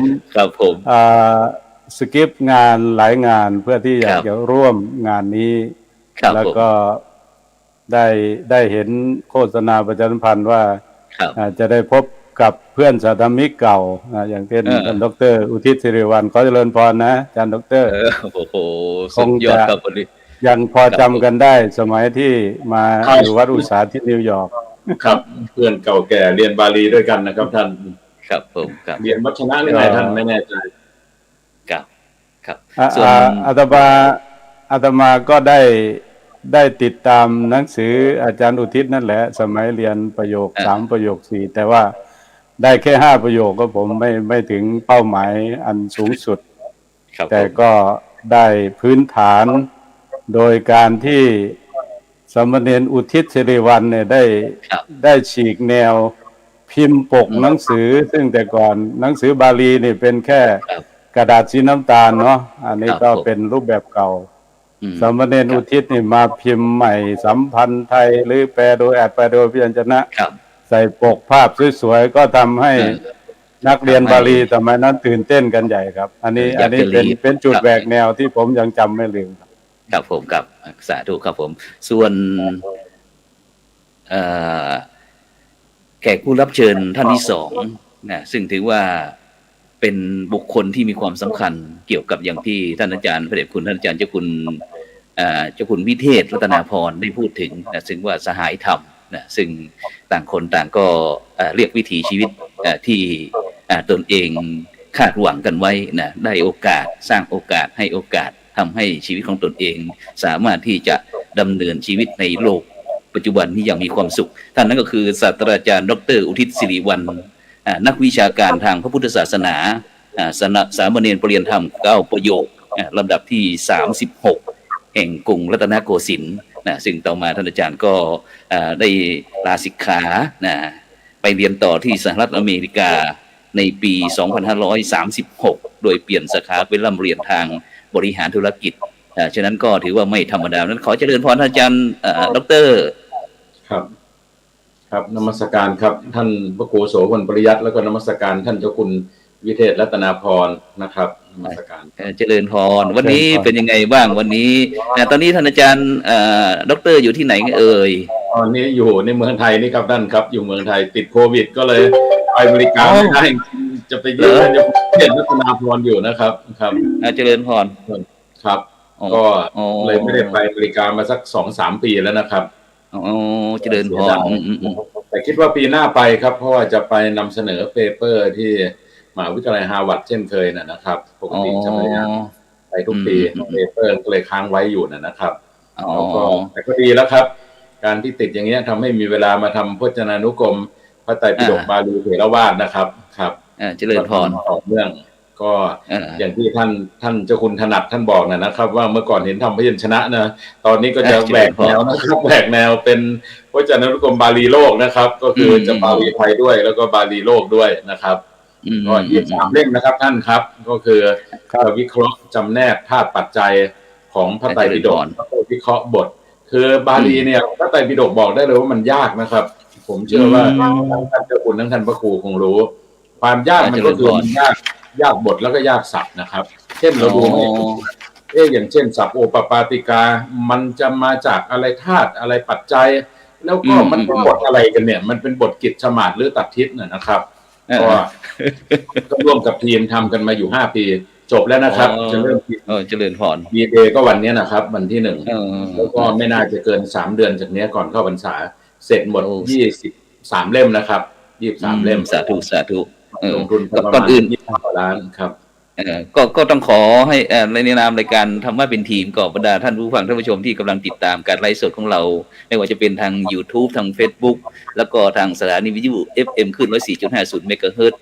วัดฝ่ายหินจังหวัดเชียงใหม่พร้อมทั้งภาคีเครือข่ายคลื่นสีขาว8จังหวัดภาคเหนือต้องขอส่งพลังใจไปให้ท่านศาสตราจารย์ดร.อุทิศสิริวัลย์นะให้หายจากโควิดนะภายในไวๆนี้นะไม่เป็นนะไม่ได้เป็นโควิดนะท่านไม่ได้เป็นนะครับเหรอรักษาตัวกับที่บอกว่าอยู่ในสถานการณ์โควิดระบาดนะครับไม่ได้เป็นเจริญพรสาธุสาธุอย่างนั้นก็ขอให้แคล้วคลาดปลอดภัยนะแล้วตอนนี้ท่านอาจารย์ได้รับงานพิเศษอะไรบ้างไหมเกี่ยวกับทางมหาวิทยาลัยอะไรต่างๆรู้สึกว่าท่านอาจารย์จะมีงานเยอะมากๆพร้อมทั้งที่ลงทีมด้วยลองคุยเราในการดำเนินชีวิตของอาจารย์ในปัจจุบันที่ฟังสักหน่อยก็มารับตำแหน่งท่านนานาชาติก็รับตำแหน่งเป็นผู้อำนวยการโครงการปริญญาเอกอยู่2 มหาวิทยาลัยเป็นทวีปปริญญานะครับอันนึงคือ Apollo University จะอยู่ที่ มอนทานานะครับอยู่ที่เมืองเกรทฟอร์ดส่วนอีกที่หนึ่งก็คือคาริสมายูนิเวอร์ซิตี้ก็ทางบริหารธุรกิจเหมือนกันจะอยู่ทางใต้ของไมอามี่ลงไปเขาจะเรียกว่าเมืองโพวิเดนเชียลอยู่ในเกาะเทิร์กเคคอสบริติชเวสต์อินดีนะครับซึ่งท่านเจ้าคุณถนัดคงจะรู้ดีนะครับในละแวกนั้นเพราะว่าผมไม่จบปริญญาเอกที่ฟอร์ตลอเดเดลนะครับดีจะจบท่านเจ้าคุณถนัดคงจำได้ก็ไปเก็บข้อมูลวิจัยที่ดีซีนะครับยังเป็นฮอนวัดไทยดีซีในประมาณปี42นะครับก็เจอกันตั้งแต่คราวนั้นแล้วก็ติดตามผลงานอยู่ทางเมืองไทยครับเจริญพรสาธุก็เลยไม่ได้เจอครับแล้วก็ในไทยถ้าย้อนมาอีกทีก็ขอเชิญมาเยี่ยมทางดีซีด้วยนะคราวต่อไปถ้าเผื่อมีโอกาสจริงๆไปทีไรไม่ค่อยเจอท่านนะครับท่านมักจะขับเมืองไทยใช่ต้องexcuseไว้ก่อนเพราะช่วงนี้ก็เดินทางบ่อยครับผมครับแต่ติดตามอ่านหนังสือท่านล่าสุดที่ท่านเขียนนำไหว้พระอินเดียลังกานะครับอ่านจนจบเลยนะครับชอบมากนะครับสาธุซื้อจากC1ครับซื้อจากร้านC1นะครับสาธุฉะนั้นในช่วงนี้นอกจากที่จะเป็นคณาจารย์พิเศษเกี่ยวกับไม่พิเศษการสอนอาจารย์ประจำจากมหาลัยทั้ง2มหาลัยแล้วทางมหาวิทยาลัยสงฆ์และท่านอาจารย์ดร.มหาวิทยาลัยสงฆ์ผมสอนพิเศษที่มจร.ส่วนกลางนะครับส่วนกลางที่วังน้อยเนาะที่วังน้อยปริญญาเอกทางพุทธบริหารการศึกษาแล้วก็สอนปริญญาเอกที่บาลีพุทธโคตรนะครับที่สามพรานนะครับแล้วก็สอนปริญญาโทมจร.ทางด้านพุทธศาสนาที่วัดมหาธาตุนะครับของท่านอาจารย์แม่ชีกฤษณานะครับท่านแม่ชีกฤษณาแล้วก็ส่วนมช.เป็นอาจารย์พิเศษมช.นะครับอนาคตท่านคงได้เห็นมช.นะครับครับแล้วก็งานธุรกิจเห็นว่ามีธุรกิจภายในครอบครัวด้วยก็จะมีทำทางด้านก็ไม่ค่อยอะไรมากนะครับก็แบบเจริญพรน้อยนะครับเป็นบริษัทที่ปรึกษานะครับที่ปรึกษาทางด้านธุรกิจนะครับก็จะเป็นที่ปรึกษาของพวกบริษัทรับเหมาก่อสร้างสเกลสัก100 ถึง 1,000 ล้านพวกนั้นนะครับแต่รับงานของส่วนแต่เป็นที่ปรึกษานะไม่ได้เป็นเจ้าของนะครับเป็นที่ปรึกษาขอให้รวยก็แล้วกันรวยแบบท่านศาสตราจารย์ดร.อุทิศนี่นะท่านผู้ฟังท่านผู้ชมที่กำลังติดตามเรานะอยากมีอะไรอยากจะสอบถามวิธีการทำตัวให้รวยยังไม่มีที่สิ้นสุดนะส่งข้อความทางอินบ็อกซ์มานะฉะนั้นอาจารย์ศาสตราจารย์ดร.อุทิศศิริวัลย์ก็ถือว่าเป็นครั้งนั้นเป็นสามเณรปรริญญาหลวงนาคหลวงด้วยเนาะอาจารย์เนาะครับนาคหลวงปี2533ครับครับรุ่นเดียวกับท่านรองศาสตราจารย์ดร.ปรุษบุญศรีตันนะครับรุ่นเดียวกันครับเจริญพรปี36ปี33ครับท่านปี33อ๋อเป็นยังไงบ้างไอ้ตอนนั้นที่เป็นน้องเนนเป็นน้องเนนมีความรู้สึกยังไงบ้างที่ตอนเรียนบาลีคุยให้ฟังหน่อยถ้าความรู้สึกพอดีปีมันต้องมี2อารมณ์นะครับก็เรียกว่าอารมณ์ยามล้มเหลวนะครับล้มเหลวก็คือสอบตกประโยค8นะครับปีตกประโยค8ปี31เนี่ยเรียกว่าชอกช้ำนะครับนึกถึงบาสิทธิ์หลวงตาแพรเยื่อไม้ที่บอกว่าหวานกระท้อนตอนช้ำทำให้คิดส่วนชีวิตชอกช้ำไม่ฉ่ำหวานอะไรประมาณนั้นนะครับสนใจแต่ก็ดีว่าปี33เนี่ยพลิกสถานการณ์ก็สามารถรับปริญญาได้แบบที่เพื่อนแชมป์นะครับก็ได้ทั้งมจร.ทั้งมสท.ทั้งประโยค9นะครับในปีเดียวกันก็ถือว่าภูมิใจเพราะว่าเป็นสถิติประเทศไทยที่ยังไม่มีใครคว้าปริญญารับปริญญาได้3 ใบในปีเดียวกันนะครับเจริญพรแล้วก็เขียนหนังสือนะอาจารย์ถนัดนะครับถ้าจะข้อดีคือก็ภูมิใจว่าหนังสือที่แต่งเนี่ยเกิดติดตลาดนะอาจารย์ถนัดนะมันก็ต่างจากตอนเขียนใหม่ๆขายไม่ดีนะครับตอนนี้เขียนอะไรออกมาพวกซื้อหมดเลยนะพอจบประโยค9นาคหลวงนี่กลับลำเลยนะครับขายเป็นเลน้ำเลท่านะครับใช่โอ้นี่เขาเรียกว่าดีกรีครับผมมีประสบการณ์จะแชร์อาจารย์ครับเป็นไงครับว่าสำคัญไม่ว่าจะเป็นวุฒิทางโลกวุฒิทางธรรมเนาะครับผมแต่ก่อนผมก็จบปริญญาตรีพทบรุ่น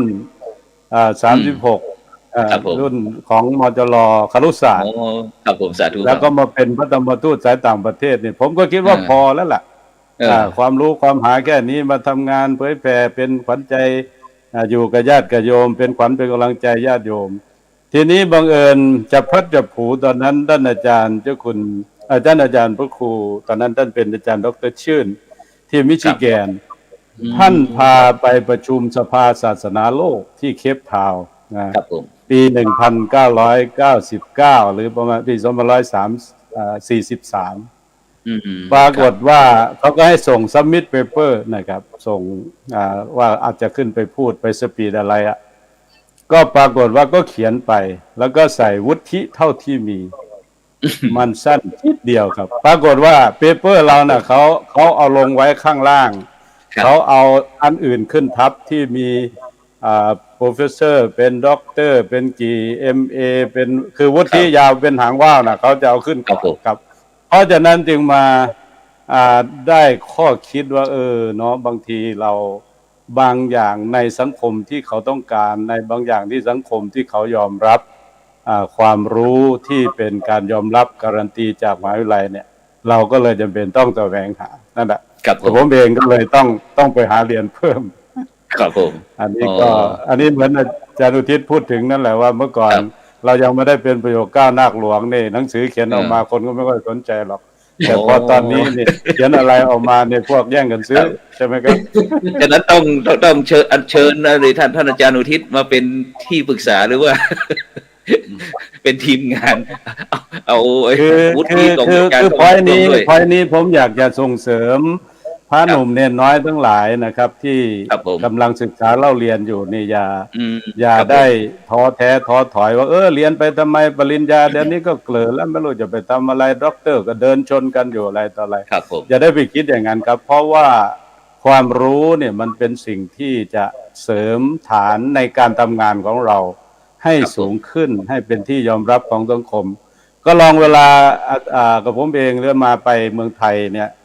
ตอนนิมนต์พูดนิมนต์เทศนะแต่ก่อนก็ไม่ได้มีคนฟังเท่าไหร่หรอกแต่ว่าตอนหลังนี่พอเรามีวุฒิมีตำแหน่งมีอะไรไปมันก็ดึงความสนใจคนได้เหมือนกันเพราะนั้นมันก็เป็นอุปกรณ์ในการเผยแผ่ธรรมะมันเป็นอุปกรณ์ในการที่จะดึงคนให้หันมามองพระบ้างประมาณนี้นะครับเพราะฉะนั้นก็ขอเป็นกำลังใจให้กับพระหนุ่มเนนน้อยทั้งหลายที่เรียนบาลีอยู่ก็ดีเรียนปริยัติสามัญอยู่ก็ดีปริญญาตรีโทเอกหรือเรียนอยู่ในต่างประเทศครับนิมนต์เอาให้เต็มที่ครับเป็นโอกาสแล้วที่เราจะได้ค้นคว้าเอาความรู้ครับผมครับกับเรียนถามท่านอาจารย์เจ้าคุณสักนิดหนึ่งครับว่ามีจุดหักเหอย่างไรครับถึงใฝ่ใจไปเป็นพระธรรมทูตสายต่างประเทศนะครับโดยนำโดยเฉพาะเป็นพระมหาปริญญา5 ประโยคเนี่ยไปคิดยังไงครับมีจุดหักเหยังไงดีมากครับผมที่ถามเพราะจริงๆจะศึกอยู่แล้วจะตามอาจารย์อุทิศอยู่แล้วแหละเพราะว่าตอนนั้นจบปริญญาตรีเนาะปรากฏว่าก็ยังไม่มีที่จะไปหรอกก็มีทางเดียวก็คงจะเรียนครูมาก็คงไปเป็นครูมั้งรับปริญญาปี35วันที่8 มกราเนี่ยก็เตรียมแล้วก็คงพอดีบังเอิญอาจารย์ที่ท่านอยู่ที่นี่นะอยู่ที่วัดไทยดีซีก็เป็นครูบาอาจารย์บ้านเดียวกันอยู่สกลนครท่านกลับไปเยี่ยมบ้านก็เลยบอกว่าท่านมหาจบปทบแล้วจะไปยังไงเนี่ยก็คงศึกมั้งอาจารย์ไม่มีที่จะไปแล้วจะเพิ่งศึกเดี๋ยวไปอยู่ด้วยกันก่อนไปอยู่อเมริกาก่อนครับผมสมัยนั้นก็ยังไม่มีการอบรมพระธรรมทูตครับผมเพราะว่าเป็นการติดต่อระหว่างผู้ที่รู้จักและเคารพนับถือก็เลยตามท่านมาลองดูนะครับก็ยังไม่รู้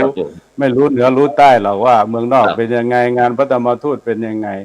แต่พอมาแล้วนี่ก็ปรากฏว่ามีความประทับใจอาจารย์อันนี้ก็จะเล่าเป็นเกร็ดให้ฟังว่าการมาอยู่อเมริกาแล้วคนที่อเมริกาเนี่ยเขามีความว้าเหวทางด้านจิตใจนะอันนี้เป็นจุดหนึ่งเลยที่ทำให้วัดต่างๆเกิดขึ้นในสหรัฐอเมริกาเนี่ยคนไทยที่ไปทำงานอยู่ที่ต่างถิ่นต่างแดนอยู่สหรัฐอเมริกาก็ดีอยู่ยุโรปออสเตรเลียอยู่ไหนก็ตามที่ยังไม่มีวัดเนี่ยคือคนไทยคนพุทธเราเนี่ยขาดไม่ได้ก็คือเรื่องทางวัดเรื่องทางศาสนาเรื่องทางได้ทำบุญสุนทรทานครับเพ ราะฉะนั้นเนี่ยเมื่อมีวัดมีพระให้เขาได้ทำบุญสุนทรทานได้เข้าวัดเข้าวาวัดจึงเป็นศูนย์รวมจิตใจอย่างยิ่งเป็นบทบาทเหมือนสมัยโบราณนั่นแหละคือทุกอย่างเอาวัดเป็นศูนย์กลางนะครับที่สหรัฐอเมริกาผมก็เลยเกิดความประทับใจผมมาอยู่นี่5 ปีผมไม่ได้กลับเมืองไทยในช่วงต้นนะครับเพราะว่าเพลินกับญาติกับโยมเข้ามาวัดได้ต้อนรับญาติโยมหรือช่วยเหลือเด็กโรงเรียนวันอาทิตย์มาเรียนมาหัดสวดมนต์ไหว้พระอะไรต่างๆก็เรียกว่า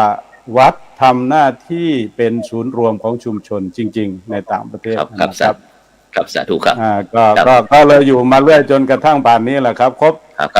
30 ปีเมื่อเดือนมีนาที่ผ่านมานะครับอยู่อเมริกาครับจากนั้นก็ไปที่ท่านอาจารย์ดร.ศาสตราจารย์ดร.อุทิศสิริวรรณนะครับซึ่งเมื่อกี้ท่านอาจารย์ได้ค้างไว้บอกว่ามีทั้งหวานอมขมกลืนทั้งผิดหวังทั้งสมหวังเจริญพรท่านอาจารย์ศาสตราจารย์ดร.อุทิศได้ต่อเลยเมื่อกี้ได้คุยค้างไว้เมื่อกี้เกี่ยวกับเรื่องการเรียนบาลีที่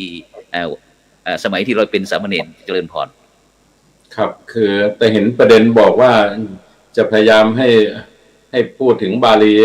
ทั่วโลกนะครับเตรียมประเด็นไปทั่วโลกแต่ถ้าจะโฟกัสเป็นเนรก็อยากจะถวายกำลังใจ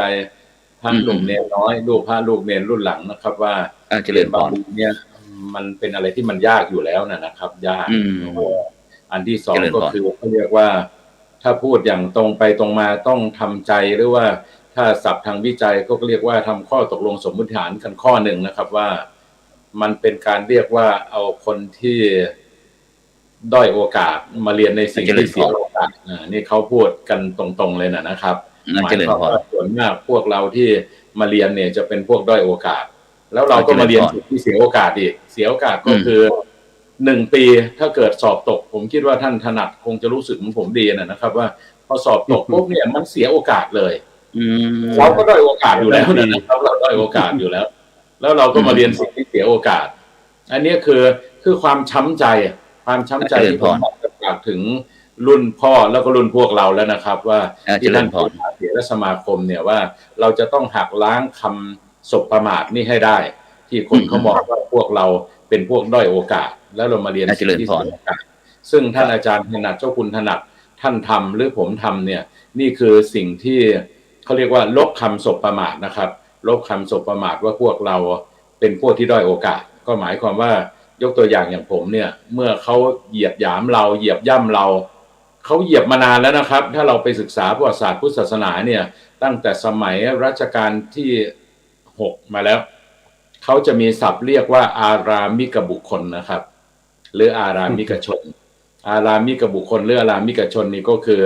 พวกเรานี่แหละครับพวกที่อยู่ในวัดนะในวัดแต่ทีนี้ก็มีคนที่ลบคำสบประมาทได้ก็คือเจ้าพญายมราชปั้นสุขุมนะครับช้างป่าต้นคนสุพรรณต่อมาก็มีหลวงวิจิตรวัฒการต่อมาก็มีอาจารย์ธนิตอยู่โพนะครับที่เคยเป็น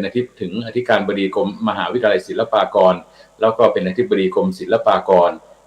ถัดมาก็เป็นหลวงวิจิตรวัฒการศาสตราจารย์พิเศษเสถียรพงษ์วรรณรังสีเสถียรพันธรังสีราชบัณฑิตศาสตราจารย์พิเศษจำนงทองประเสริฐราชบัณฑิตรวมถึงศาสตราจารย์พิเศษเสถียรพงษ์วรรณปกเป็นต้นนะครับอันนี้คือเราช่วยกันลบคำสบประมาทเหมือนผมเห็นไหมครับอย่างผมเนี่ยถ้าใครดูโปรไฟล์นะท่านถนัดนะคือผมก็ไม่ได้อะไรนะครับไม่ได้เป็น2รองพวกที่เขาว่าเราด้อยโอกาสเราไม่ด้อยโอกาสเลยเพราะผมจบประโยค9นาคหลวงจบมสทจบมหาจุฬาจบจุฬาลงกรณ์มหาวิทยาลัยนะครับมหาวิทยาลัยนี่ก็ถือว่าแค่นี้ก็จบแล้วอันนี้พูดตรงๆนะเรียนแค่นี้ก็พอแต่ผมก็ยังมาเรียนไฟแนนซ์กับอินชัวรันที่นิวยอร์กอย่างที่ท่านถนัดทราบดีนะครับแล้วไปต่ออินเตอร์บิสเนสมหาลัยที่มันเป็นท็อป20ที่ฟลอริดาพอผมจบระบบอเมริกันเนี่ยมันก็มีโอกาสแล้วก็โชคเข้ามาซึ่งท่านถนัดก็จะรู้ดีนะครับว่ามหาวิทยาลัยในอเมริกาเขาจะยอมรับคนที่จบ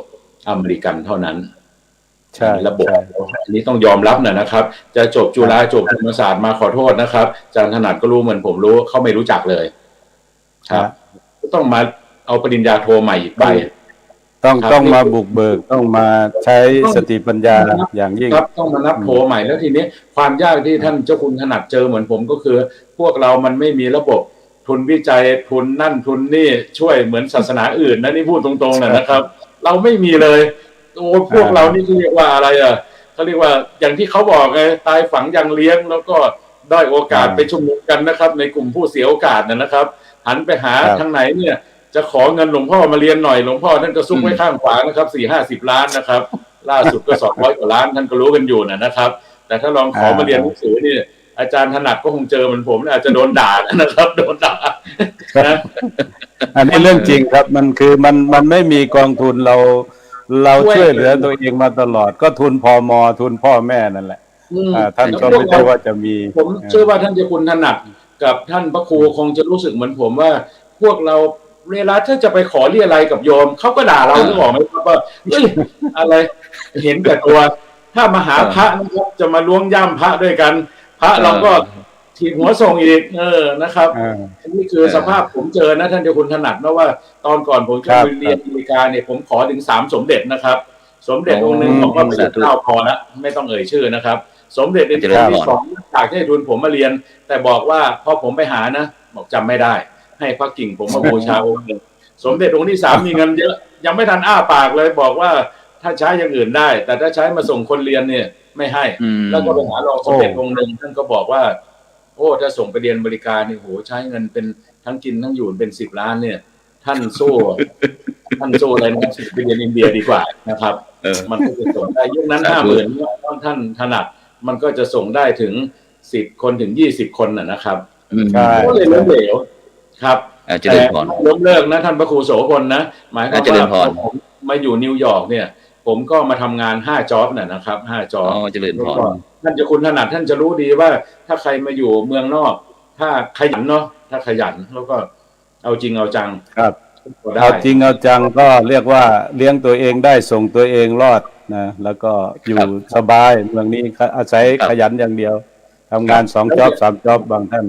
แล้วสำคัญคือต้องอดทนสูงอันนี้ต้องบอกเลยนะครับคือจะต้องอย่าไปติดอเมริกันฟุตบอลส่วนมากคนไทยที่อยู่เมืองนอกท่านถนัดจะทราบดีนะว่ามันจะไปติดการพนันนะครับใช่แล้วก็ซึ่งคือที่นี่ถ้าไม่ติดการพนันก็เป็นเศรษฐีทุกรายขยันหารักษาดีนี่เป็นเศรษฐีตามหลักพุทธศาสนาแน่นอนครับซึ่งใช้ได้ผลซึ่งนมัสการเจริญพรทั้ง2 ท่านบอกว่าเมื่อวันก่อนเราได้มีการประชุมกันว่าเราจะเตรียมงานในครบรอบ2 ปีของเรายังไงดีนะซึ่งทางคณะทีมงานก็พยายามที่จะจัดสรรถึงผู้ถือว่าที่เราบอกว่าปราชญ์บาลีในเวทีโลกยุคใหม่เนี่ยที่หรือว่าเป็นอดีตนักบินหรือว่าผู้ที่ประสบผลสำเร็จไม่ว่าจะเป็นประโยค1 2จนถึงปท9ต่างๆคณาจารย์ของเราไปลงอยู่ที่ศาสตราจารย์ดร.อุทิศสิริวัลย์ซึ่งสมัยที่อาตมาเป็นเนนนะอาตมาเป็นเนนก็จะเห็นแต่อุทิศสศาลาสอเสือก็เลยต้องสอบถามกันใหญ่เลยนะฉะนั้นเนี่ยอาจารย์ก็ถือว่าอาจารย์ศาสตราจารย์ดร.อุทิศสิริวัลย์ของเราเนี่ยถือว่าเป็นอดีตนักบินนะแต่ไม่ใช่ขับเครื่องบินนะแต่เป็นบินทบาทซึ่งถือว่าเป็นผู้ประสบผลสำเร็จในชีวิตทั้งเป็นบรรพชิตแล้วก็คฤหัสถ์ฉะนั้นในปัจจุบันเนี่ยเราเห็นว่า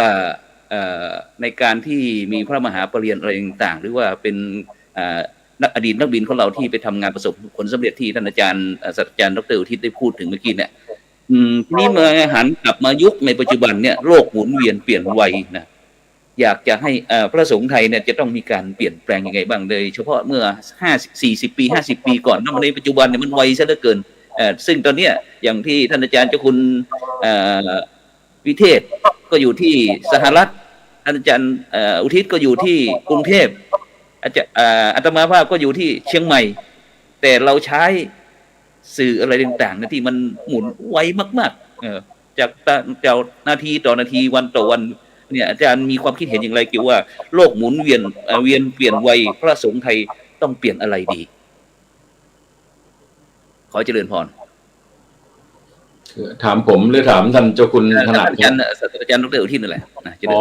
ถ้าถามอาจารย์อุทิศตอบก่อนเดี๋ยวผมจะเสริมหลังคืออย่างผมกับท่านเจ้าคุณถนัดเนี่ยมันชีวิตจะ1 ใน 3อยู่ในอเมริกานะครับคงจะคิดคล้ายๆกันคือที่อเมริกาเนี่ยมันมีฟรีดอมนะครับคือเสรีภาพ อิสรภาพแล้วก็พลาดอนภาพนะครับมันมีทุกอย่างเลยแต่ทีนี้ไอ้โอกาสอย่างเงี้ยถ้าที่เมืองไทยมันไม่มีนะท่านเจ้าคุณถนัดเนาะท่านคงทราบใช่หลายเรื่องเนี่ยมันพูด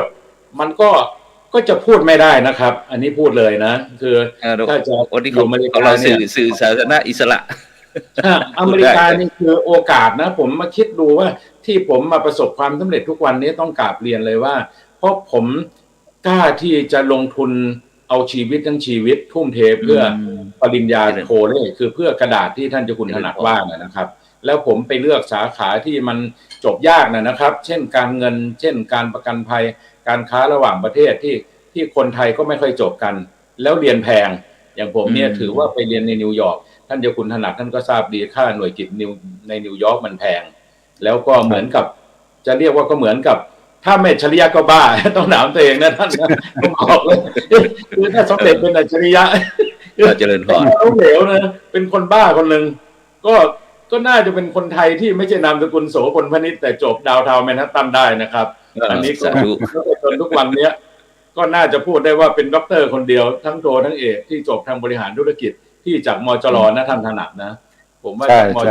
มสทจากจุฬาด้วยอันนี้ผมเช็คนะมสทก็ไม่มีใครจบเหมือนผมจุฬาคณะอักษรศาสตร์ที่จะข้ามมาจบบริหารธุรกิจแบบผมนะท่านเจ้าคุณถนัดนะไม่มีครับไม่มี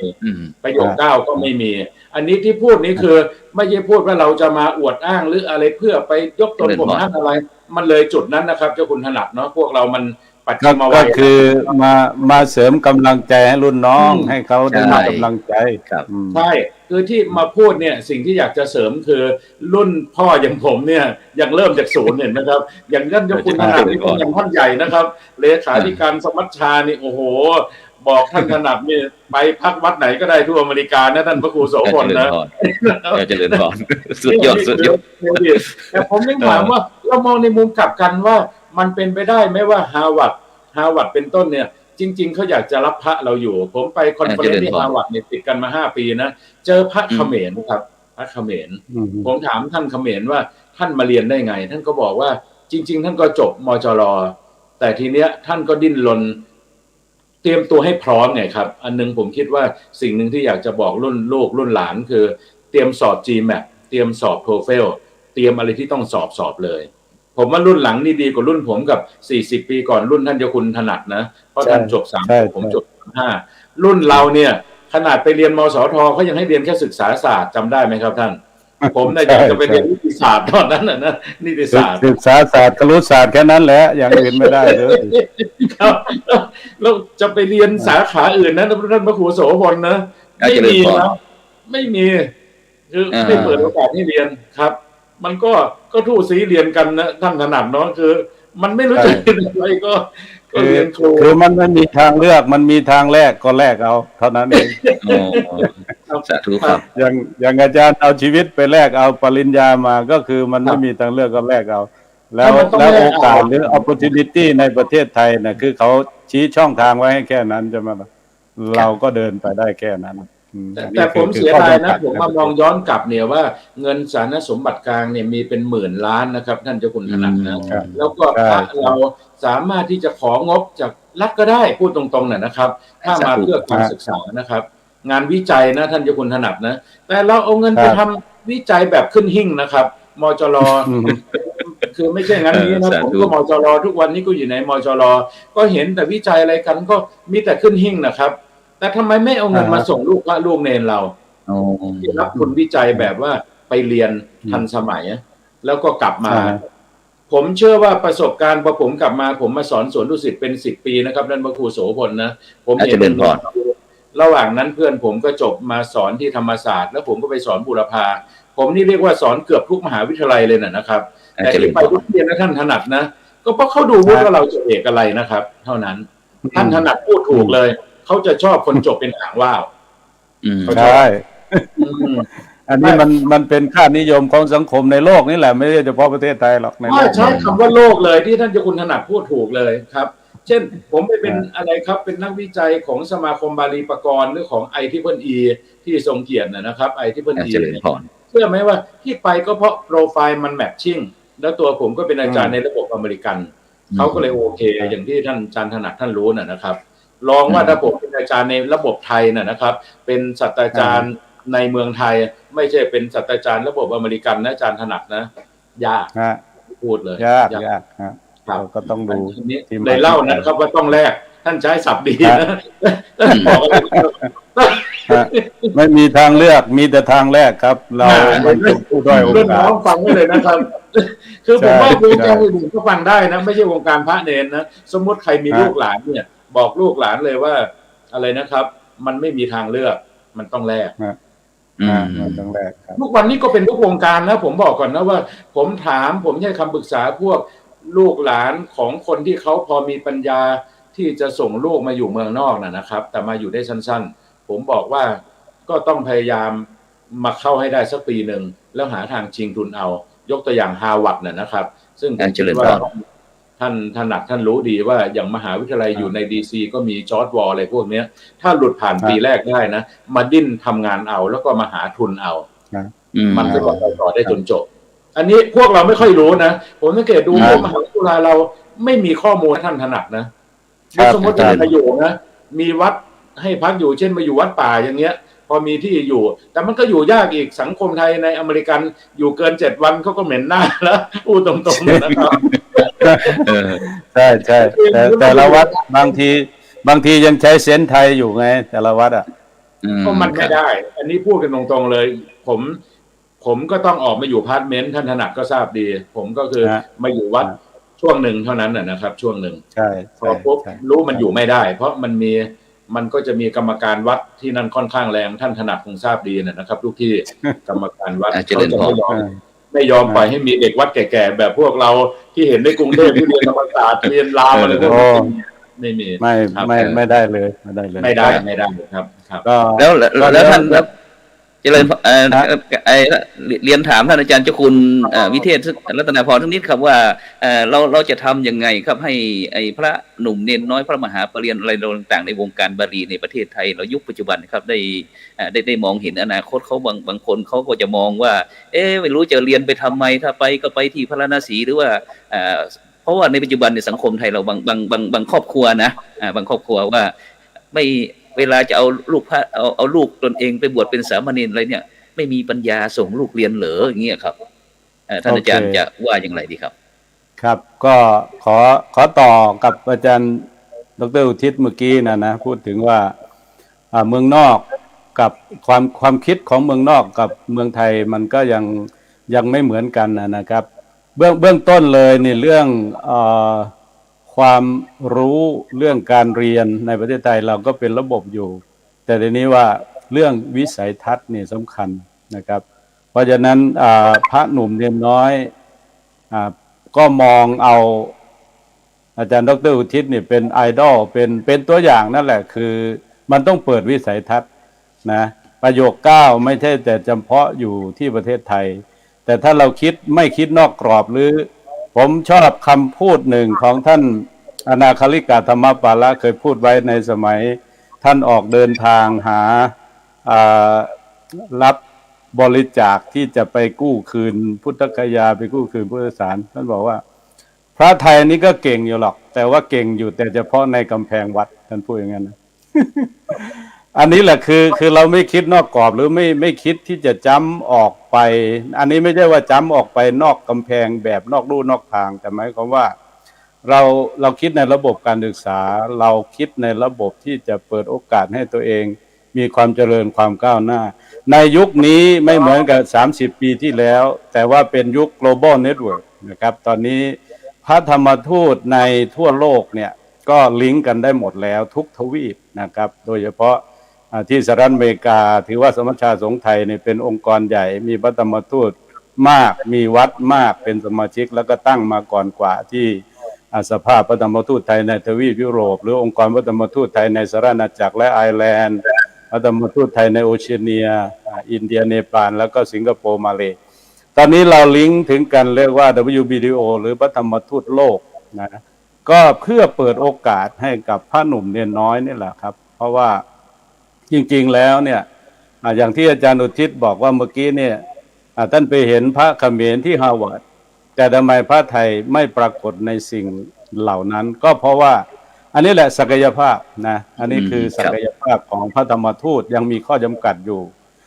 จบมหาจุฬา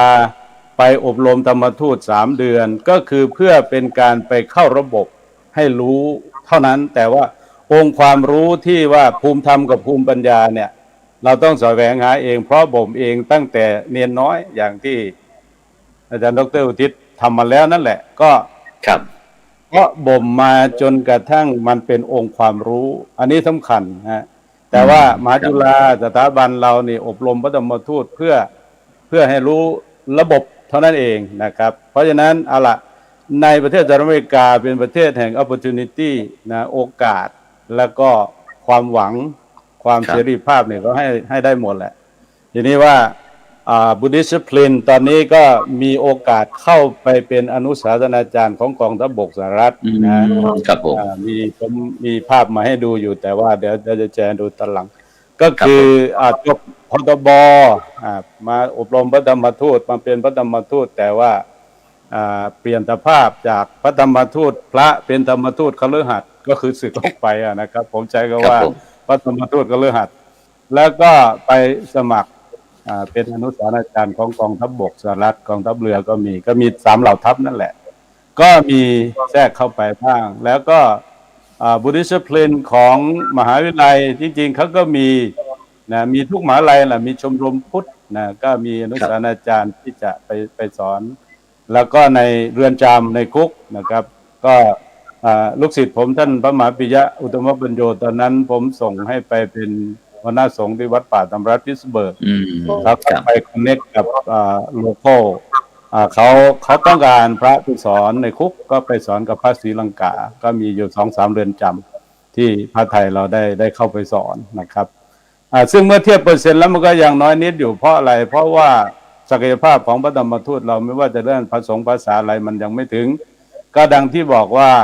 จบมหาจุฬาไปอบรมธรรมทูต3 เดือนแล้วก็มาปฏิบัติงานในวัดต่างๆซึ่งบางวัดก็มีข้อจำกัดว่าไม่อนุญาตให้ออกไปเรียนข้างนอกท่านมาเป็นพระธรรมทูตนะไม่ใช่มาเป็นพระนักศึกษาอะไรเงี้ย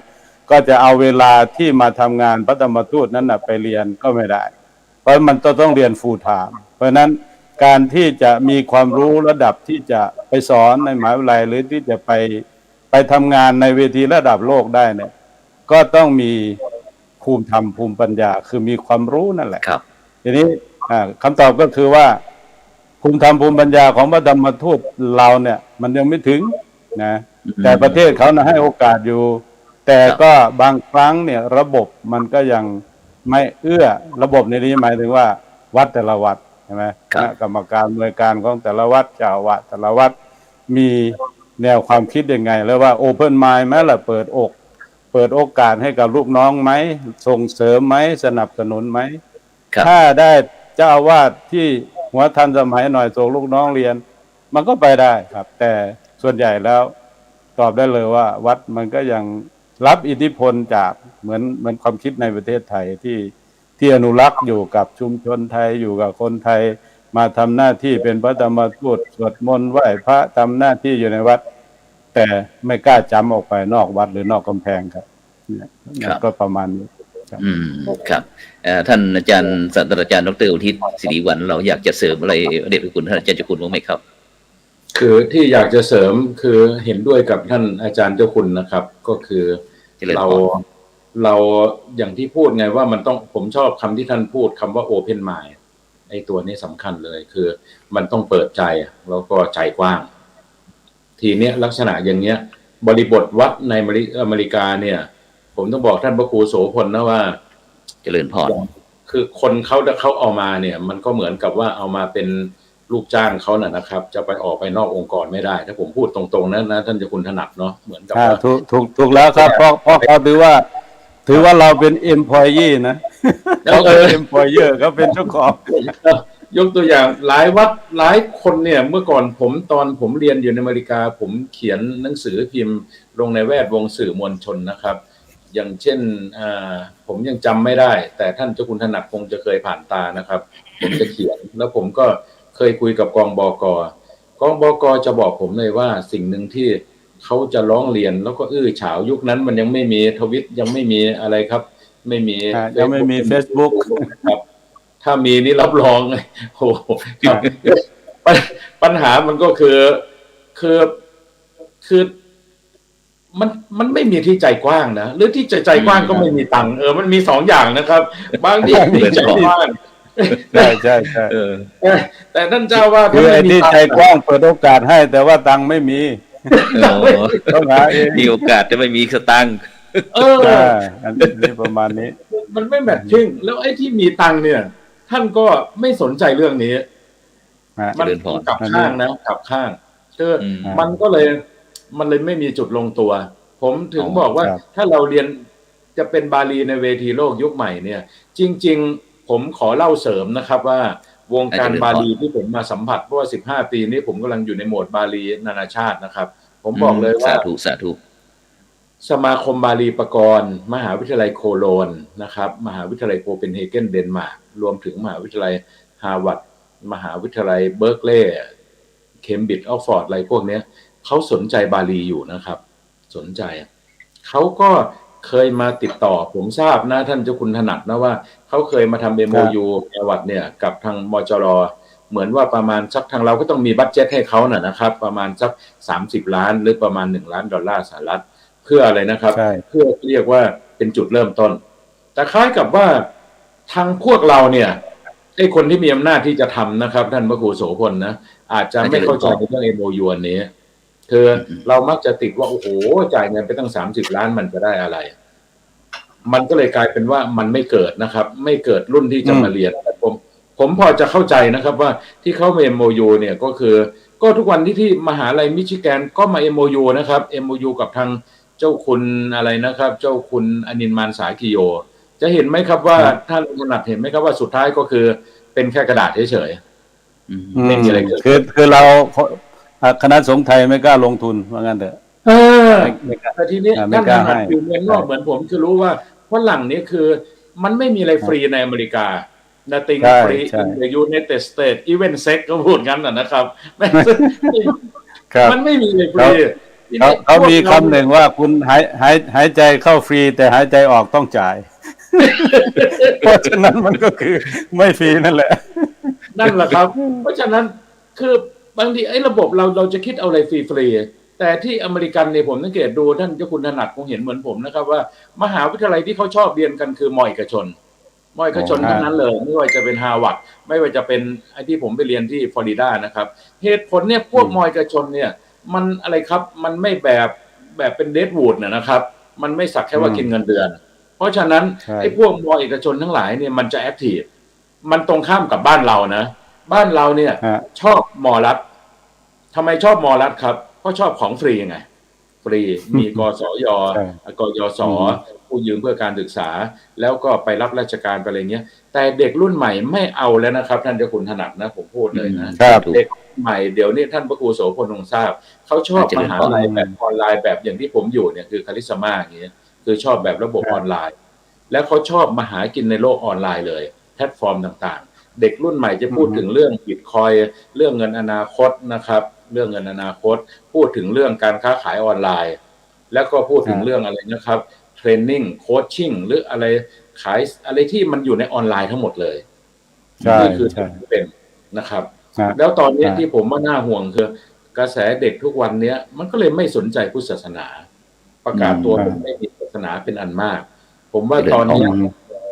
นี้เราต้องช่วยกันมองนะครับคือบาลีนี่จะเป็นทางหนึ่งที่จะดึงให้เด็กกตัญญูดึงให้เด็กกลับมาอย่างที่ท่านบอกครับอยากจะรวยใช่ไหมก็ต้องมาสวดคาถาภาษาบาลียกตัวอย่างนะครับคือมันจะต้องกลับมาอธิษฐานจิตอะไรนะครับอิมินาปณะธรรมเนนะอะไรนัตถิติวัจนังนามะมาโหสิภวาภเวอะไรพวกนี้หรือว่าอะไรนะครับเทยสิทธิธนังลาพังมันต้องกลับสู่โหมดก็เรียกว่าสายมูเด็กรุ่นใหม่เรียกว่าสายมูนะครับเจริญพรบาลีมาทำให้มันเกิดอิทธิปาฏิหาริย์อันนี้ผมพูดไม่ตรงง่ายนะผมขอแยกว่าคนละส่วนกับ 1% ที่วิมุตติหลุดพ้นจากทุกข์นะครับแต่ผมนิพพานสมบัตินะแต่ผมกำลังจะพูดว่าชีวิตจริงเนี่ยมหายานเขาสอนเลยว่าให้อยู่กับมนุษย์สมบัติกับสวรรค์สมบัติเราจะเห็นไหมว่าถ้าเราไปญี่ปุ่นเนี่ย เขาอ่านคำอมิตาภะสั้นๆเลยนะโมอมิตาภะแค่นี้นะครับเกาหลีเหมือนกันแต่ของเราเนี่ยจริงๆสมเด็จโตหรือใครต่อใครเนี่ยเขาก็ให้หลักการพวกนี้ดีอยู่แล้วแต่เหมือนกับว่าพอเรามาเรียนอะไรนะครับเรียนมจรเรียนอะไรต่างเนี่ยเราถูกปลูกฝังว่าจะต้องไปนิพพานเท่านั้นแล้วการจริงคือพวกเราก็คือเบื่ออยากอันนี้ผมพูดตรงๆนะผมยังเคยคุยอาจารย์เสถียรพงษ์วรรณปกนะว่าไอ้อารมณ์อย่างนี้แหละที่มันทำให้พวกเราอะไรไปไม่ตลอดรอดฝั่งนะครับปากบอกว่าอยากจะไปนิพพานแต่เวลาปฏิบัติจริงๆนะอยากจะได้มนุษย์สมบัติอยากจะมีเงินใช้อยากจะนั่งขับรถดีๆอยากจะอะไรมีความสุข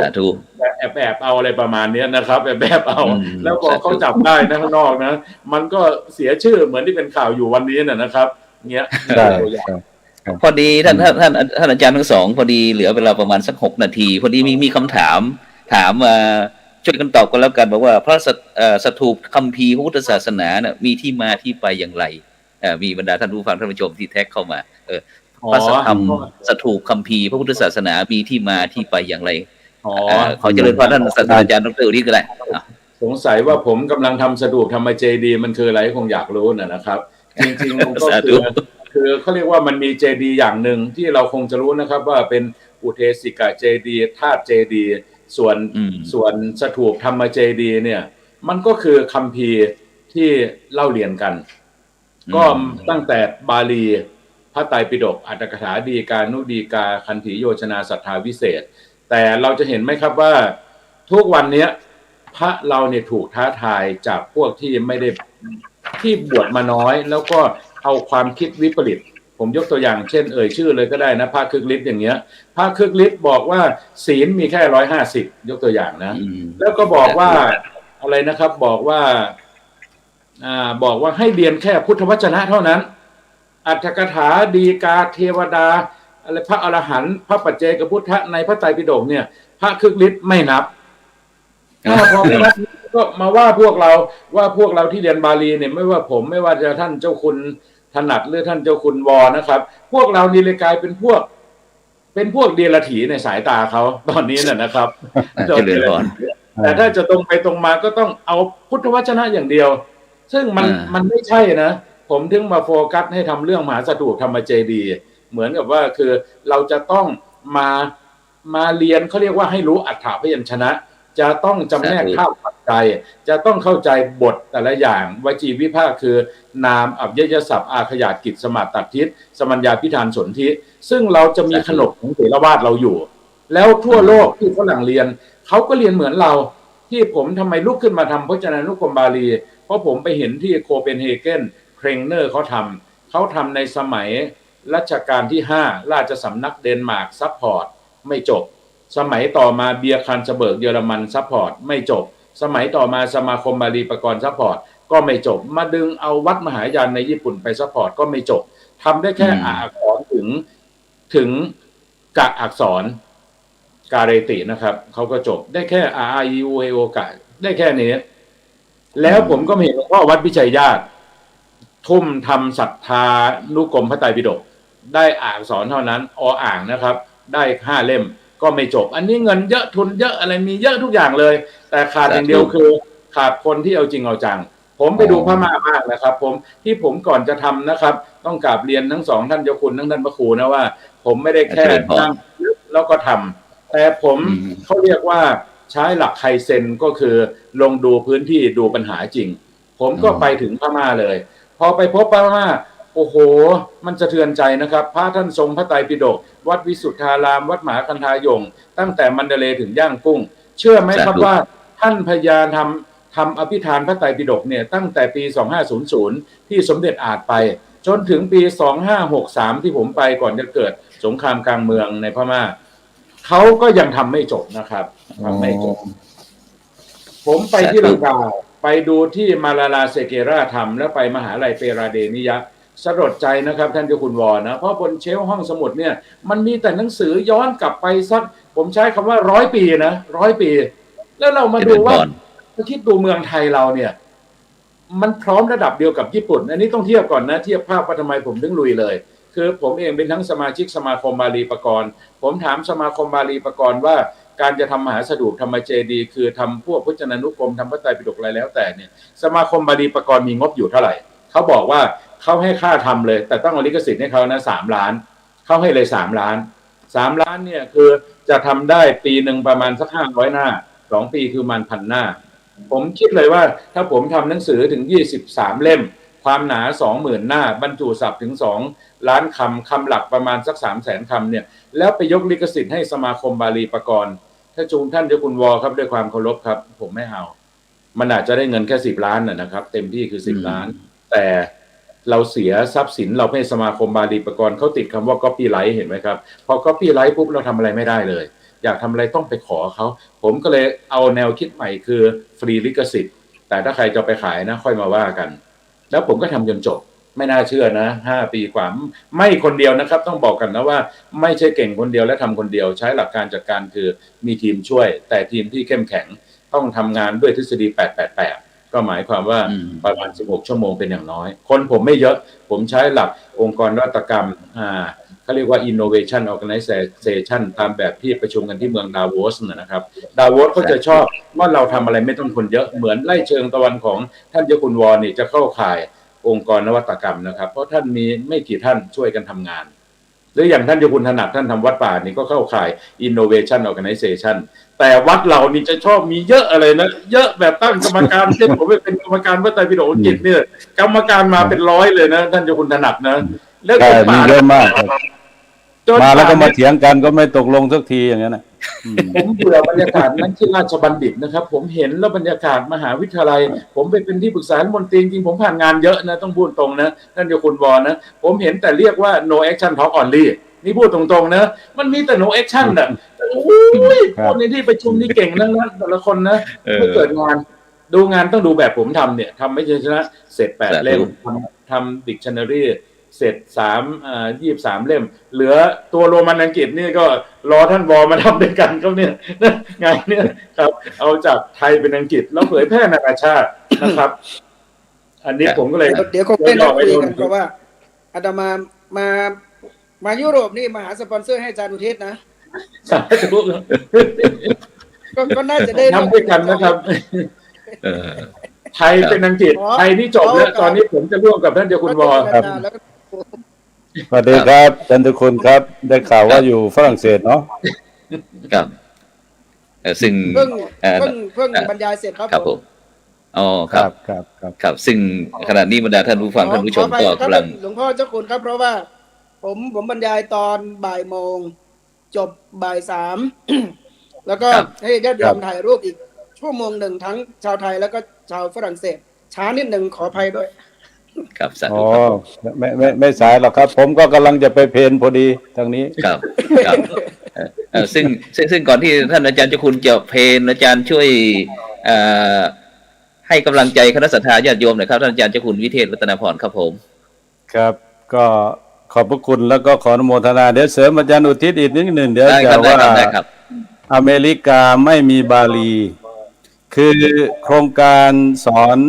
บาลีสำนักเรียนคณะสงฆ์สหรัฐอเมริกานี่เริ่มแต่ปี2558ครับผมเพราะว่าในตอนนั้นท่านอาจารย์เจ้าคุณพระมุนีวิเทศหรืออาจารย์สุขุมซึ่งท่านก็มรณภาพไปแล้วนะท่านก็ผลักดันกับฝ่ายการศึกษาคือสมัชชาสงฆ์ไทยมี4 ฝ่ายฝ่ายบริหารฝ่ายเผยแผ่ฝ่ายการศึกษาฝ่ายสาธารณูปการครับก็ล้อคณะสงฆ์ของไทยนั่นแหละเอามาบริหารองค์กรเพราะนั้นฝ่ายการศึกษาท่านก็จะมีนักธรรมบาลีก็มีสอบธรรมศึกษาแล้วก็มีนักธรรมเพราะว่าพระนวากาศที่บวชที่นี่หรือญาติโยมที่มาอยู่ที่นี่แล้วก็ศึกษากันส่วนบาลีนี่ก็ปีแรกท่าน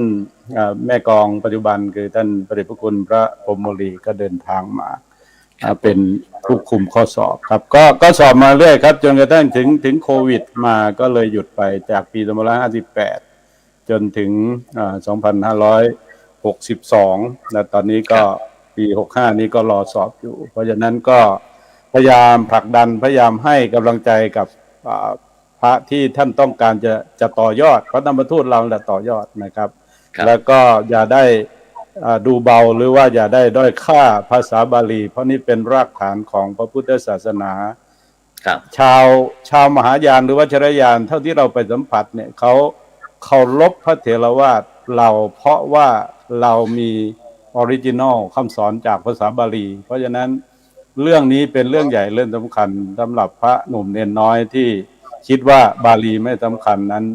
ก็ขอให้เปลี่ยนแนวความคิดและก็หันมาศึกษาเรียนรู้จริงจังแล้วก็ต่างประเทศยังเปิดโอกาสให้นะแล้วก็มีญาติโยมที่สนใจอยากจะศึกษาธรรมะถ้าได้ศึกษารากฐานภาษาบาลีรู้ธาตุรู้ศัพท์ของธาตุมันจะเข้าใจธรรมะอย่างแจ่มแจ้งนะอันนี้เปรียบเทียบได้เลยว่าพวกแปลภาษาอังกฤษแปลเข้าสู่ภาษาอื่นแต่ว่าความหมายมันจะห่างออกจากบาลีนิดหนึ่งเพราะมันไม่มีตรงเป๊ะเหมือนภาษาบาลีเพราะฉะนั้นบาลีมีความสำคัญต่องานเผยแผ่พุทธศาสนาทุกระดับครับทั้งในประเทศไทยและต่างประเทศครับผมครับสาธุครับไปที่ท่านอาจารย์ดร.ศาสตราจารย์ดร.อุทิศสักนิดหนึ่งเห็นว่าได้ทำโครงการที่ทุนสนับสนุนการเรียนบาลีที่วัดโลกมุรีโลกยารามท่านอาจารย์ทำมา9 ปีแล้วนะครับปีนี้เป็นครั้งที่100แล้วก็ถวายทุนได้ทั้งหมด600กว่าทุนยอดสักงวดนี้ก็ประมาณสัก 400,000 กว่าบาทโดยเฉลี่ยก็เดือนละ 300,000 กว่าก็ได้ประมาณปีนึงสักน่าจะรวมกันมาคงเป็น10 ล้านกว่านะครับแต่ก็ของผมนี่ยังเล็กๆอันนี้ต้องกลับเรียนท่านเจ้าคุณถนัดและท่านพระครูโสพลนะว่าไอ้ที่น่าประทับใจคือโครงการที่ท่านเจ้าคุณบอท่านทำท่านคัดประโยค9ท่านต่อยอดเลยคือขนาดพูดง่ายๆมหาเถรสมาคมสมเด็จหรือสังฆราชมีเงินอยู่27 ล้านยังไม่กล้านะครับแต่ท่านเจ้าคุณบอท่าน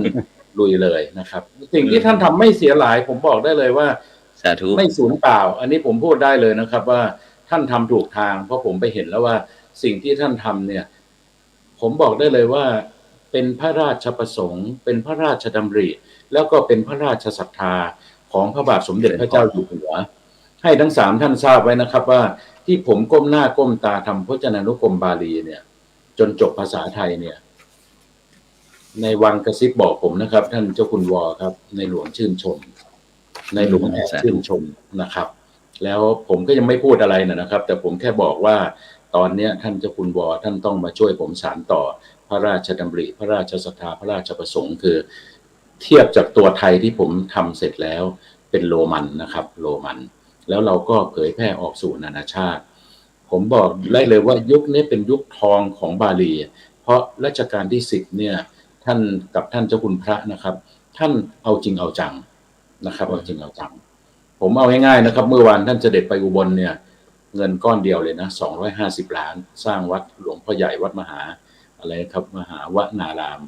ช่วยอาจารย์เวทรสดรเวททำบาลีสามเณรสมัยใหม่นะครับที่แบบว่าให้เรียนเป็นไทยเป็นอังกฤษเลย100 ล้านบาทครับแล้วก็มอบสมณศักดิ์ให้พระ2 องค์พระมหาอะไรประโยค8นั่นนะครับเป็นชั้นลาดเลยแล้วให้เจ้าคุณสุชาติเป็นชั้นธรรมแล้วก็ให้วัดโมลี3 องค์ประโยค9ที่สอนบาลีมา10 ปีฉะนั้นที่ท่านเจ้าคุณถนัดทำก็ดีท่านเจ้าคุณบอทำอะไรก็ดีเนี่ยต้องพระราชประสงค์ทั้งนั้น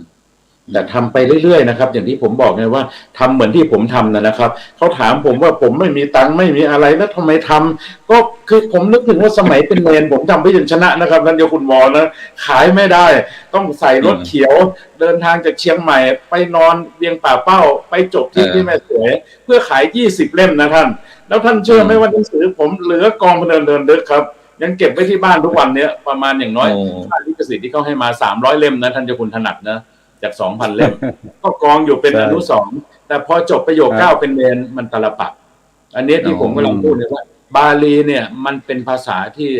ในหลวงท่านสนพระทัยเพราะท่านรู้แล้วว่ามันเป็นภาษาเดียวในโลกที่บันทึกคำสอนที่ให้หลุดพ้นจากทุกข์แล้วมหายานวัชรยานศาสนาคริสต์ต่างๆเนี่ยเขาเรียกว่าเขามีความนับถือในภาษาบาลีผมยังเคยคุยกับคุณวอนะครับว่าเรียนบาลีแล้วไปไหนต้องเหมือนผมเนี่ยไปนิวยอร์กต้องเหมือนท่านเจ้าคุณวอไปฝรั่งไปอิตาลีเห็นไหมครับต้องเหมือนท่านเจ้าคุณถนัดไปดีซีมันไม่ใช่เหมือนที่พวกด้อยค่าหรืออย่างที่ผมพูดตอนต้นรายการจำได้ไหมครับไม่ใช่ว่าพวกเราเป็นพวกด้อยโอกาสแล้วพัดหลงมาเรียนสิ่งที่เสียโอกาส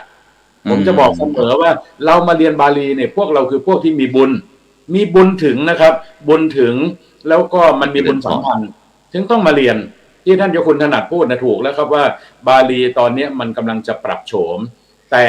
ถ้าเราไปช่วยกันในสิ่งที่เราถนัดเช่นผมกับท่านเจ้าคุณวอถนัดแต่งหนังสือก็มาทำพจนานุกรมทำเป็นโรมันแล้วอย่างผมทำไมเป็นสมาชิก IEEE ครับผมก็กะว่าจะเอาทุกอย่างไปเข้า Database เช่น EBSCO เช่น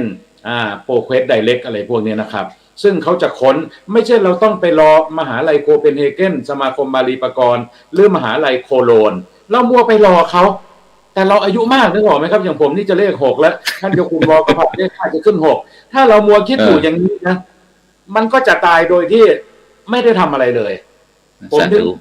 ทิ้งทุกงานเห็นไหมครับว่าเห็นไหมว่าคนถามว่าทำไมผมไม่ไปเป็นรองที่การบดีมหาลัยในไทยเขาให้ผมอย่างไม่น้อยกว่าเดือนละ200,000ผมต้องยอมทิ้งครับยอมทิ้งเพื่อมาใช้15 ปีทำและเริ่มเสร็จแล้วครับภาษาไทยเสร็จแล้วก็3 เล่ม20,000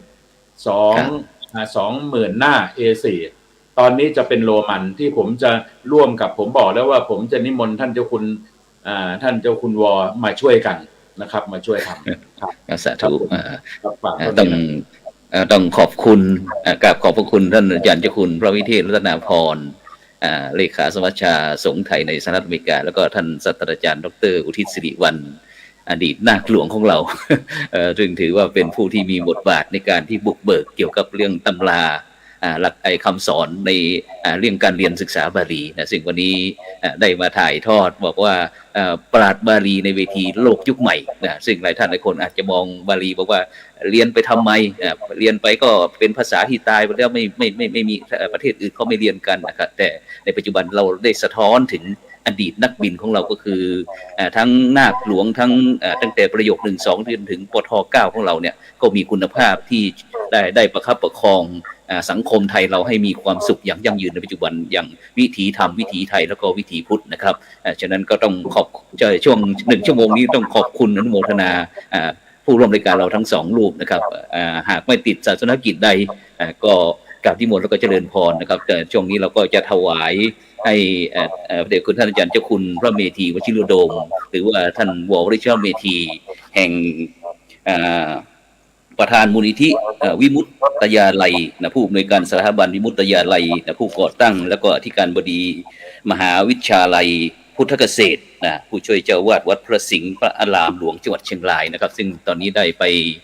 ปฏิบัติศาสนกิจยังต่างประเทศนมัสการพระอาจารย์เจ้าคุณครับ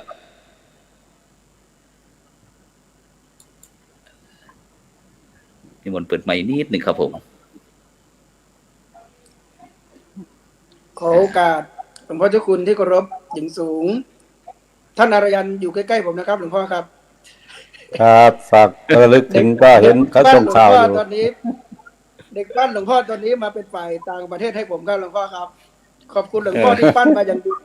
มาช่วยงานครับผมก็ดีแล้วครับอนุโมทนาให้โอกาสให้แสงสว่างแก่ลูกศิษย์ลูกหาครับไม่เป็นไรเราร่วมด้วยช่วยกันให้หลวงพ่อทุกคนดูหลักฐานยืนยันอาจารย์ดูทิศเดี๋ยวเพิ่งไปเดี๋ยวจะให้องค์นี้เทศโชว์นิดหนึ่งว่าเทศเป็นภาษาอังกฤษ 100%ครับดีแล้วอารยันทำงานสนองงานกรุงเทพก็นิมนต์มาคุยงานพจนานุกรมกันนะครับกลับมาว่างๆจัดเวลานะครับใช่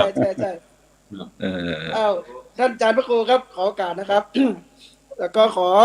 เจริญพรท่านอาจารย์อุทิศเบื้องต้นขออภัยที่เข้ารายการช้าไปนิดนึงเพราะว่าก็ไม่นึกว่าชาวจะการขนาดนะแค่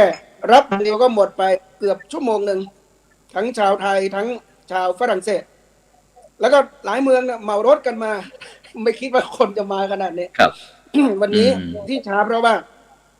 บรรยายมันต้องใช้ระบบ2 ภาษานะซึ่งก็ตรงกับที่อาจารย์พระครูพูดเมื่อกี้ซึ่งมันมีหลายคนนะที่อาจารย์อุทิศกรุณาอธิบายว่าช่วงนี้นะหลายท่านหลายคนพยายามจะบูมบาลีแต่ในทางกลับกันก็มีบางท่านบางคนจะเตะตัดขาอยู่ด้วยวันก่อนมีคนส่งบทความมาให้อ่านเขาคิดเป็นเปอร์เซ็นต์เลยนะว่าเรียนบาลีแล้วเนี่ยถ้าคิดเป็นเปอร์เซ็นต์เนี่ยมันเหลือ 1% คือประโยชน์ของมัน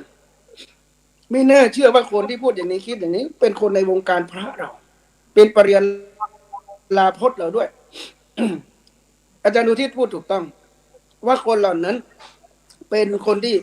ไม่เห็นคุณค่าของบาลี เขาจึงพูดอย่างนั้น ในขณะที่คนที่เขาเอาบาลีไปทำงานจริงๆ บาลีคือวีซ่าแห่งโอกาส อันนี้อาตมาหรือกับผมขอพูดจากประสบการณ์ตรงนะผมไปอยู่กับ ท่านติชนันฮันปี52เป็นเวลา2 สัปดาห์ที่มันเปลี่ยนชีวิตผมไปทั้งชีวิตวันหนึ่งหลังจากสอนฝรั่งนับพันท่านก็เรียกเข้าไปคุยในห้องเป็นส่วนตัว ท่านบอกว่าท่านวอรู้ไหมที่ผมสอนฝรั่งและเขียนหนังสือมา100 กว่าเล่มแปลไปทั่วโลกฐานข้อมูลที่ผมใช้บาลีของเถรวาทครับผมอันนี้ยังไม่เคยเล่าที่ไหนนะอาจารย์ฤทธิ์กระผมก็ถามว่าทำไมท่านอาจารย์ใช้บาลีเถรวาท ท่านก็บอกว่าเราพูดกันอย่างแฟร์ๆในฐานะนักวิชาการเราต้องไม่ลืมว่าท่านติชนันทันเคยสอนอยู่ที่visiting professor ที่โคลัมเบียท่านเป็นพระนักวิชาการหัวกะทิ ท่านบอกสอนฝรั่งเราต้องใช้ original text คือน่าเชื่อที่สุด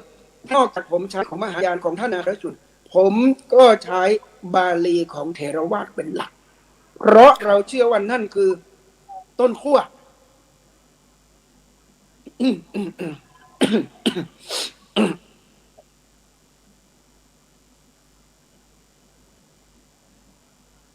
ครับ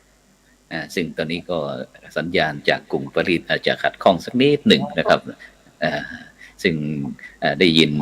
ท่านอาจารย์เจ้าคุณพระเมธีวชิริโรมนะครับได้เอ่ยถึงมานะครับการนิมนต์ต่อเลยครับท่านอาจารย์เจ้าคุณครับผมท่านที่นั่นบอกว่าเพราะเราเชื่อว่าเถรวาทคือ original Buddhism ฉะนั้นถ้าเราจะทำงานเชิงวิชาการเราก็ต้องกลับไปหาหลักฐานทางคัมภีร์ที่น่าเชื่อถือที่สุดแล้วท่านติชนันฮันเขียนคัมภีร์ระดับเป็นพุทธศาสนาเอาไว้เยอะมากเวลาท่านอธิบายท่านจะอธิบายเป็นภาษาสันสกฤตกลับเป็นบาลีฝรั่งเศสภาษาจีน และจึงไปเวียดนามปราชญ์รูปนี้5 ภาษา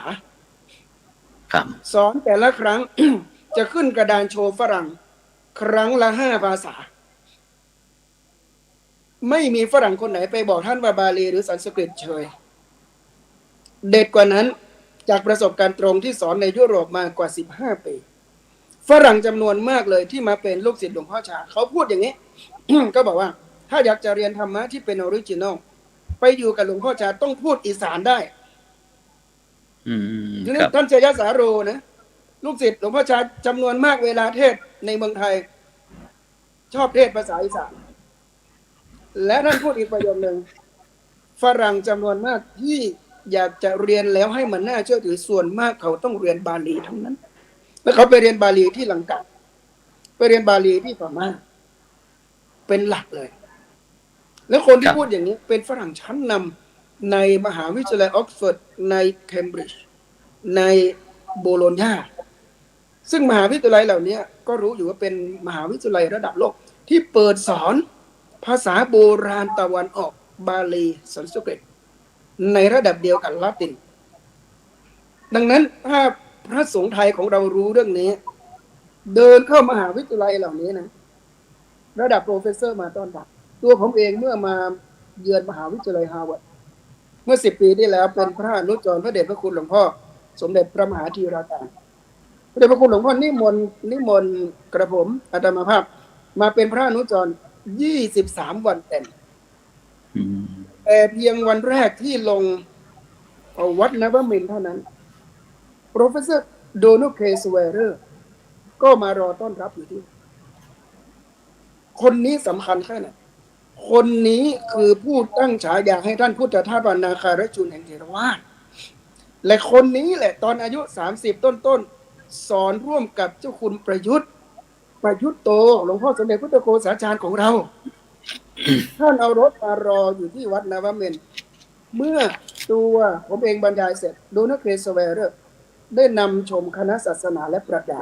มหาวิทยาลัยฮาร์วาร์ดแล้วก็บอกว่าห้องนี้นะผมสอนร่วมกับท่านประยุทธ์โตพิขุห้องนี้นะท่านประยุทธ์โตพิขุใช้พำนัก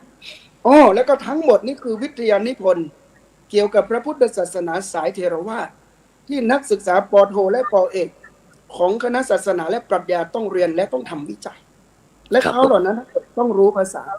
บาลีแล้วแกก็พูดมาประโยคหนึ่งว่าฮาร์วาร์ดต้องการพระไทยที่เก่งเหมือนสมเด็จพระพุทธโฆษาจารย์และต้องเชี่ยวชาญภาษาบาลีมาสอนที่นี่เพราะเรามีที่นั่งให้อยู่แล้วแต่เราติดต่อไปยังไม่มีใครอาสามาเลยมีแต่พระทิเบตมาสอนสันสกฤตเรื่องนี้ไม่เคยเล่าที่ไหนเล่าให้อาจารย์อุทิศฟังแล้วจะเห็นว่าประตูแห่งโอกาสในเวทีโลกนั้นเขาต้องการปราชญ์บาลีฝ่ายพุทธเถรวาททั้งยุโรปและอเมริกาเขาต้องการมากและใครเก่งเรื่องนี้คุณจะเป็นแขกพิเศษทันทีเหมือนที่ผมไปดูนักแคสเวอร์ตอนนั้นอายุจะ80แล้วขับรถมารับผมไม่รู้จักแกเป็นส่วนตัวผมก็เคยอ่านแต่ชื่อแกในฐานะผู้เชี่ยวชาญพุทธศาสนาเถรวาทและเอเชียก็เลยถามว่าอาจารย์รู้ได้ไงว่าอาตมาแกบอกว่าโอ้ยผมอ่านมติชนสุดสัปดาห์ผมเป็นแฟนคอลัมน์ท่านมาผมก็ต้องมาสิมันกลายเป็นว่าวีซ่าแห่งโอกาสของเราคือเขาเชื่อว่าเรามีฐานทางภาษาบาลีและความรู้ที่เราจะถ่ายทอดนั้นเขาบอกว่าท่านเป็นถึงประโยค9ผมไม่มีความจำเป็นจะต้องไปการันตีท่านใครที่ได้ค่าว่าบาลีไม่มีประโยชน์คือเขาไม่รู้ถึงพลังของมันในต่างประเทศเขามองแต่บาลีที่อยู่ในประเทศไทยแล้วก็มองด้วยโลกทัศน์เก่าๆว่าเรียนบาลีดีเมื่ออยู่เป็นพระครูเป็นมหาแล้วก็ไปทำงานที่พาราณสีนี่มันเป็นทุพภาษิตที่ด้อยค่ากันมาตั้งนานหารู้ไม่ว่าในโลกวงวิชาการที่แท้จริงสมาคมบาลีปกรณ์บาลีเทคโซไซตี้ที่อาจารย์พิษเป็นสมาชิกสมาคมสำคัญเหล่านี้เขาต้องการผู้เชี่ยวชาญบาลีพูดอย่างตรงไปตรงมาถ้าเรียนบาลีอย่างพวกเราเนี่ยระดับปริญญา9ถ้ามาเรียนออกซฟอร์ดหรือเคมบริดจ์เขาแทบจะให้เป็นโปรเฟสเซอร์ตั้งแต่เรียนจบเลยทำไมเพราะเราเรียนหนักกว่าเขามากของเขามาเรียนโน้ตถ่ายเอกสารถ่ายชีทมาเรียนนะพอมาเจอเราเนี่ยเปิดพระไตรปิฎกมาแปลสดๆเนี่ยเขาช็อกเลยแปลสดๆโปรเฟสเซอร์คนหนึ่งที่ออกซฟอร์ดถามผมว่าถ้าจบปริญญา9ถ้าทำอะไรอาตมานะกับผมก็บอกว่าเอาบทความมาสิเดี๋ยวจะแปลกลับเป็นบาลีเดี๋ยวนี้เลยครับเพราะเห็นไหมนี่คือประตูแห่งโอกาสมันเปิดรออยู่แล้วในวงวิชาการโลกตะวันตกประเด็นคือทำไมเราถึงไม่กล้ามาสอนไม่กล้ามาทำงานในโลกประเด็นของพวกเราอยู่เรื่องเดียวเราเก่งบาลีแต่ภาษาอังกฤษเราเดดแอร์เจ้าทิศตรงนี้ไงเดดแอร์เลยหลายปีก่อนผมไปที่อเมริกา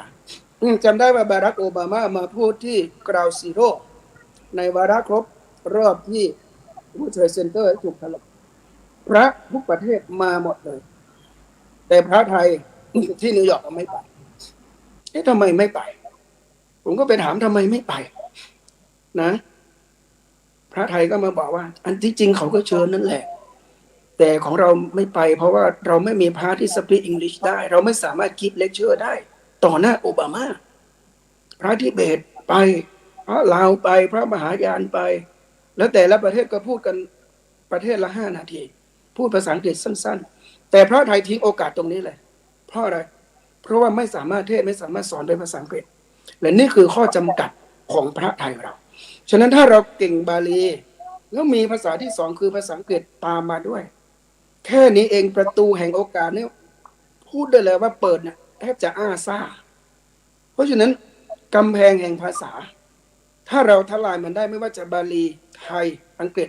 ถ้าเราทลายมันได้บาลีเนี่ยนะถ้าเราเก่งบาลีอยู่แล้วสมมุติเป็นปริญญา9แล้วสามารถสอนภาษาบาลีเป็นภาษาอังกฤษได้อีกด้วย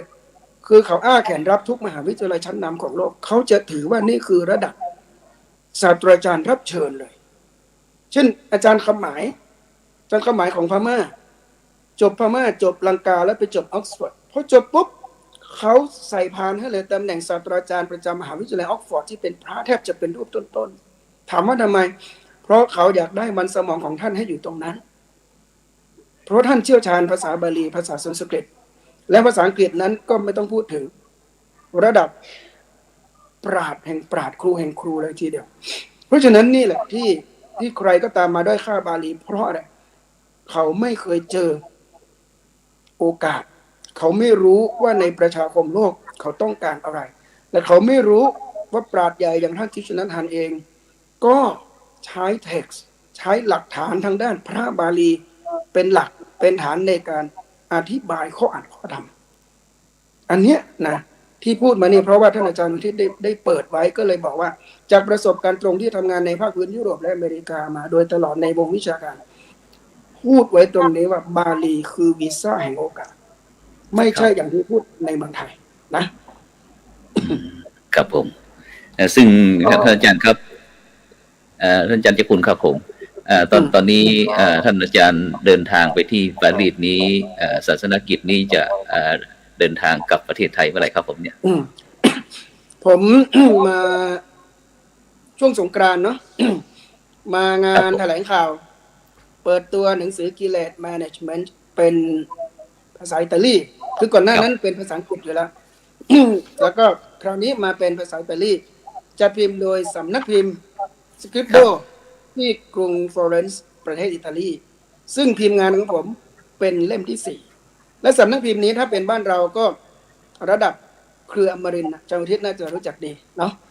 เป็นสำนักพิมพ์ใหญ่มากแล้วจะมาไปเซลล์ว่าเจ้าทิศไปเยอะมากเพราะว่าเขาพิมพ์พจนานุกรมของดันเต้นะดันเต้ดีกวีเอกของอิตาลีและของโลกเลยถึงขั้นที่เรียกกันว่าภาษาที่ชาวอิตาลีใช้ทุกวันนี้คือภาษาในวรรณกรรมของดันเต้ครับเจ้าของสำนักพิมพ์เนี่ยก็เห็นคุณค่าแล้วก็จัดพิมพ์งานเป็นเล่มที่4แล้วมาคราวนี้โชคดีนักเขียนเยอรมันนักเขียน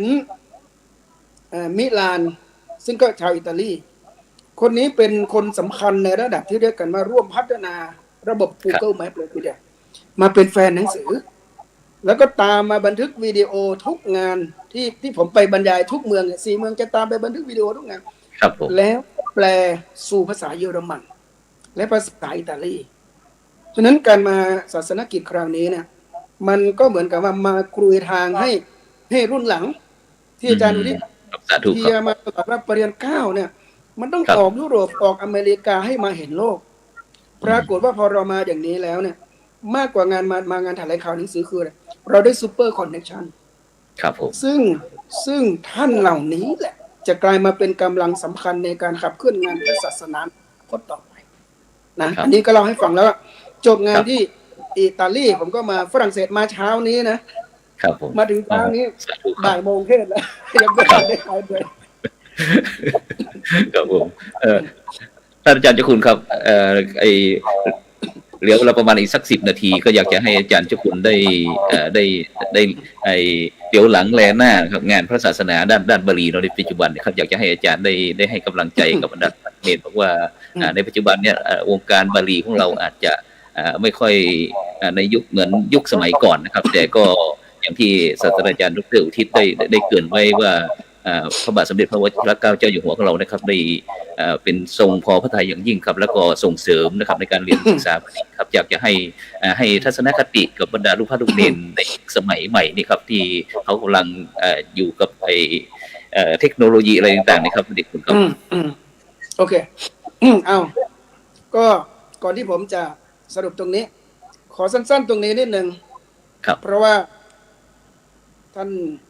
หลวงพ่อเจ้าคุณก็ส่งลูกศิษย์ที่หลวงพ่อดูแลอยู่เนี่ยมาช่วยงานผมเป็นฝ่ายต่างประเทศนะท่านอารยันเป็นมหาใหม่ป้ายแดงเพิ่งสอบได้แล้วอาจารย์อุทิศก็ย้ำนักย้ำหนามาตลอดว่าถ้าเราเก่งบาลีและมีความรู้ทางโลกมันจะเหมือนคนที่มีตาสองข้างจะเป็นมนุษย์ที่สมบูรณ์แล้วก็โชคดีมากที่ท่านอารยันที่มาเป็นพระเลขาผมเนี่ยผมพาไปเฝ้าองค์ท่านลามะพาไปกราบท่านทิศนันทันปีก่อนก็พามาเฝ้าองค์พระสันตะปาปาถามว่าทำไมพระหนุ่มเนรน้อยอายุ23ได้ตามผมมายุโรปตั้ง 4-5 ปีเหตุผลหลักๆคือท่านเก่งภาษาอังกฤษระดับเกียรตินิยมจากมหาวิทยาลัยมหิดลทีนี้พอมาสอนเมืองนอกเนี่ยเอาภาษาอังกฤษ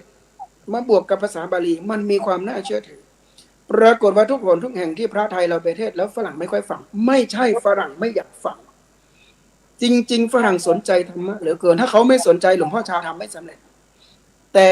ที่ผ่านมาเวลาเราเทศเราสอนเรามีกำแพงแห่งภาษาพอข้ามกำแพงแห่งภาษาไม่ได้เนี่ยฝรั่งเขาก็เลยไม่ได้ประโยชน์จากตรงนี้แต่ทุกครั้งที่ผมมาเทศมาสอนเนี่ยผมจัดให้มีแปลเสมอไปปรากฏว่า ทุกครั้งหลังเทศหลังแปลจบเราได้ซุปเปอร์คอนเนคชั่นมาช่วยงานทุกบ้านทุกเมืองฉะนั้นก็ อยากให้ท่านอารยันมาโชว์ให้ท่านอาจารย์อุทิศท่านได้ชื่นใจนิดหนึ่งว่าที่ท่านหวังไว้ไม่ได้หวังบนสุญญากาศเรามีพระหนุ่มเนนน้อยเราที่ภาษาบาลีก็ได้และเทศเป็นภาษาอังกฤษก็เชื่อถือได้อาจารย์อารยันมาโชว์นิดหนึ่งสัก1 นาทีมาบอกถึงคุณค่าของภาษาบาลีในฐานะที่เพิ่งสอบเรียนทำ3 ประโยคได้นะเป็นภาษาอังกฤษให้อาจารย์อุทิศและท่านเจ้าคุณอาจารย์ได้ชื่นใจนิดหนึ่ง สาธุครับ โอเค ก่อนอื่นก็ต้อง congratulation นะสำหรับพระมหาใหม่ เดี๋ยวไปเจอกันที่เมืองไทย ก็เป็นลูกหลวงท่านเจ้าคุณอาจารย์นะครับ โอเค ครับก็ good afternoon everyone so English and Bali languages I use it to teach foreigners here the first English it is good too but it is the way to conversation with foreigners but Bali it is the content the idea the core of teaching so I understand English for example and I understand Bali languages like if I will teach in Vipassana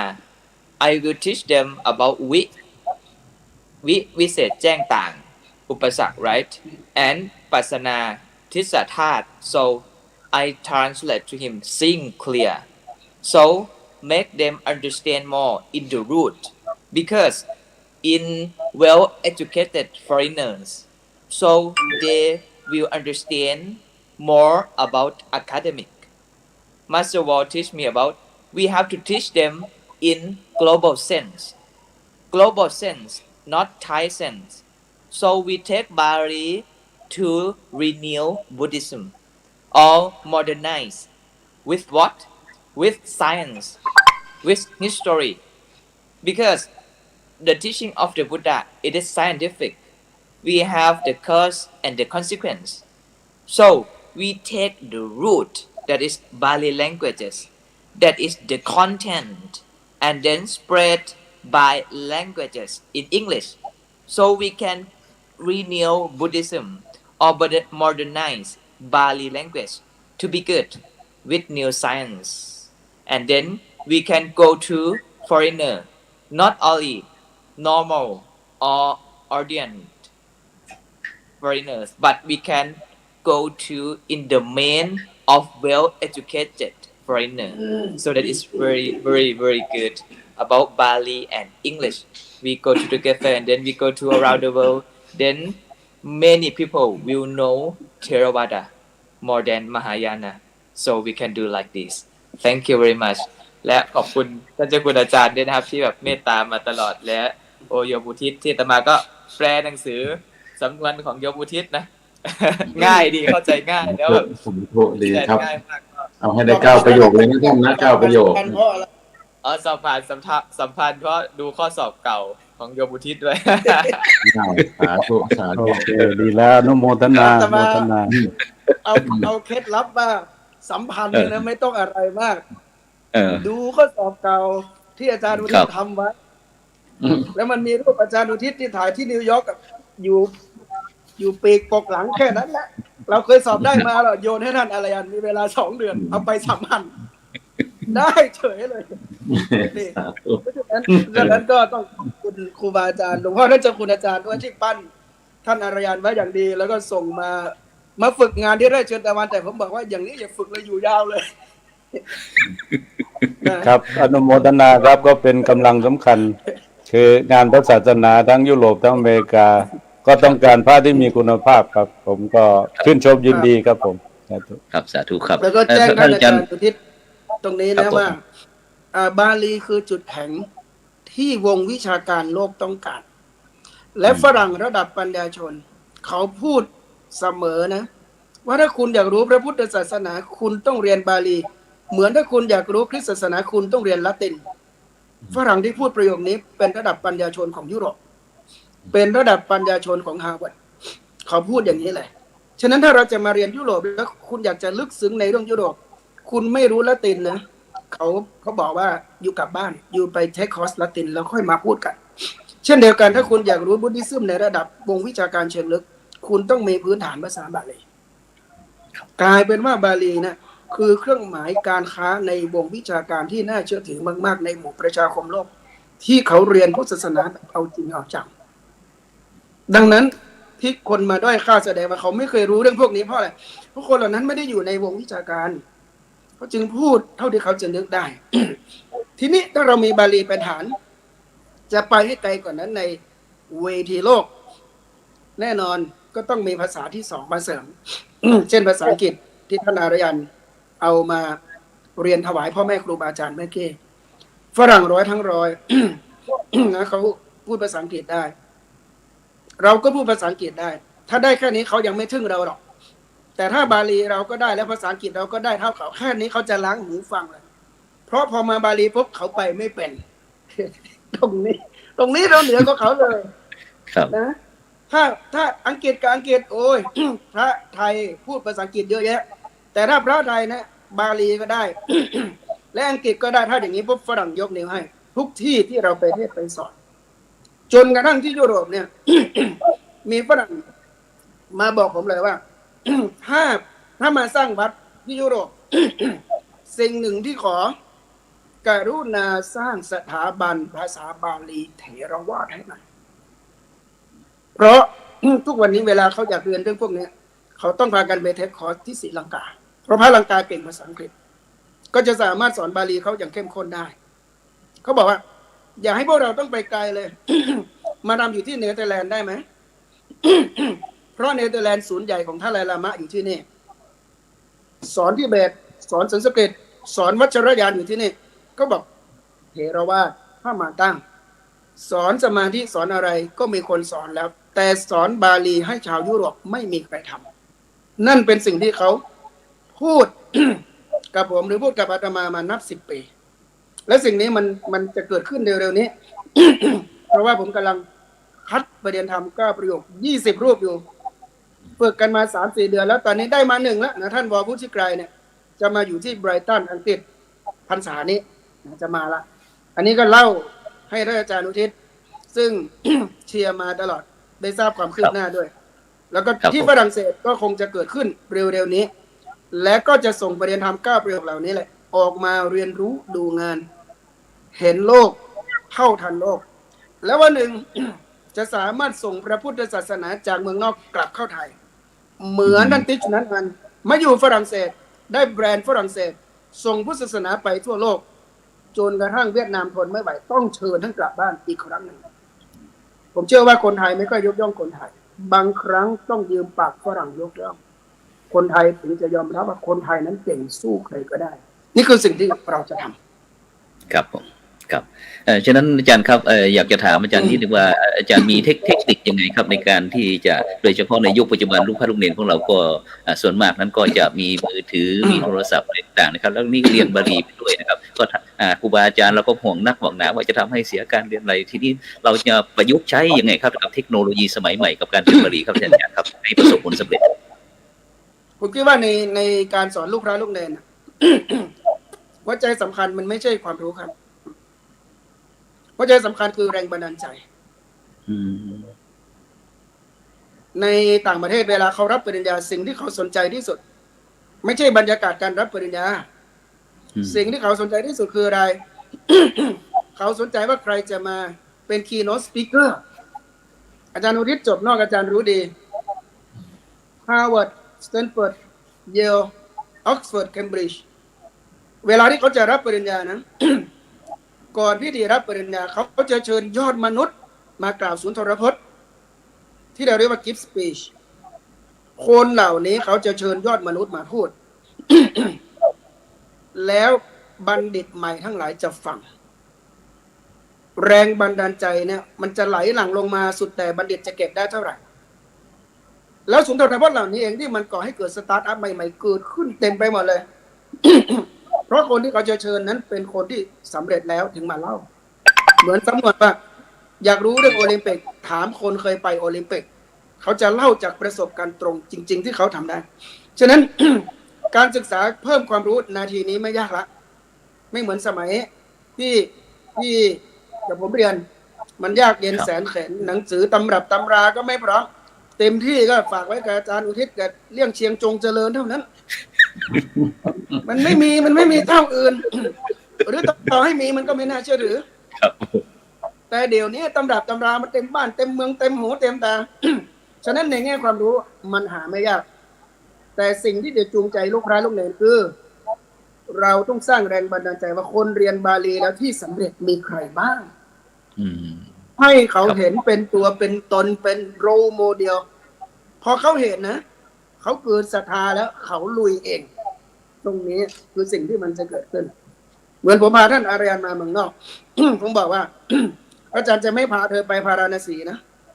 อาจารย์จะพาเธอไปซิลิคอนแวลลีย์นู่นบริษัท Apple ของสตีฟจ็อบส์นู่นจะพาเธอไปนู่นอิตาลีนู่นบ้านเกิดของกาลิเลโอแล้วไปเฝ้าโป๊ปนู่นแล้วไปดีโลกก็ไปฝึกกับท่านไลลามะเลยไม่ใช่แค่ไปถ่ายรูปไปทัวร์ชะโงก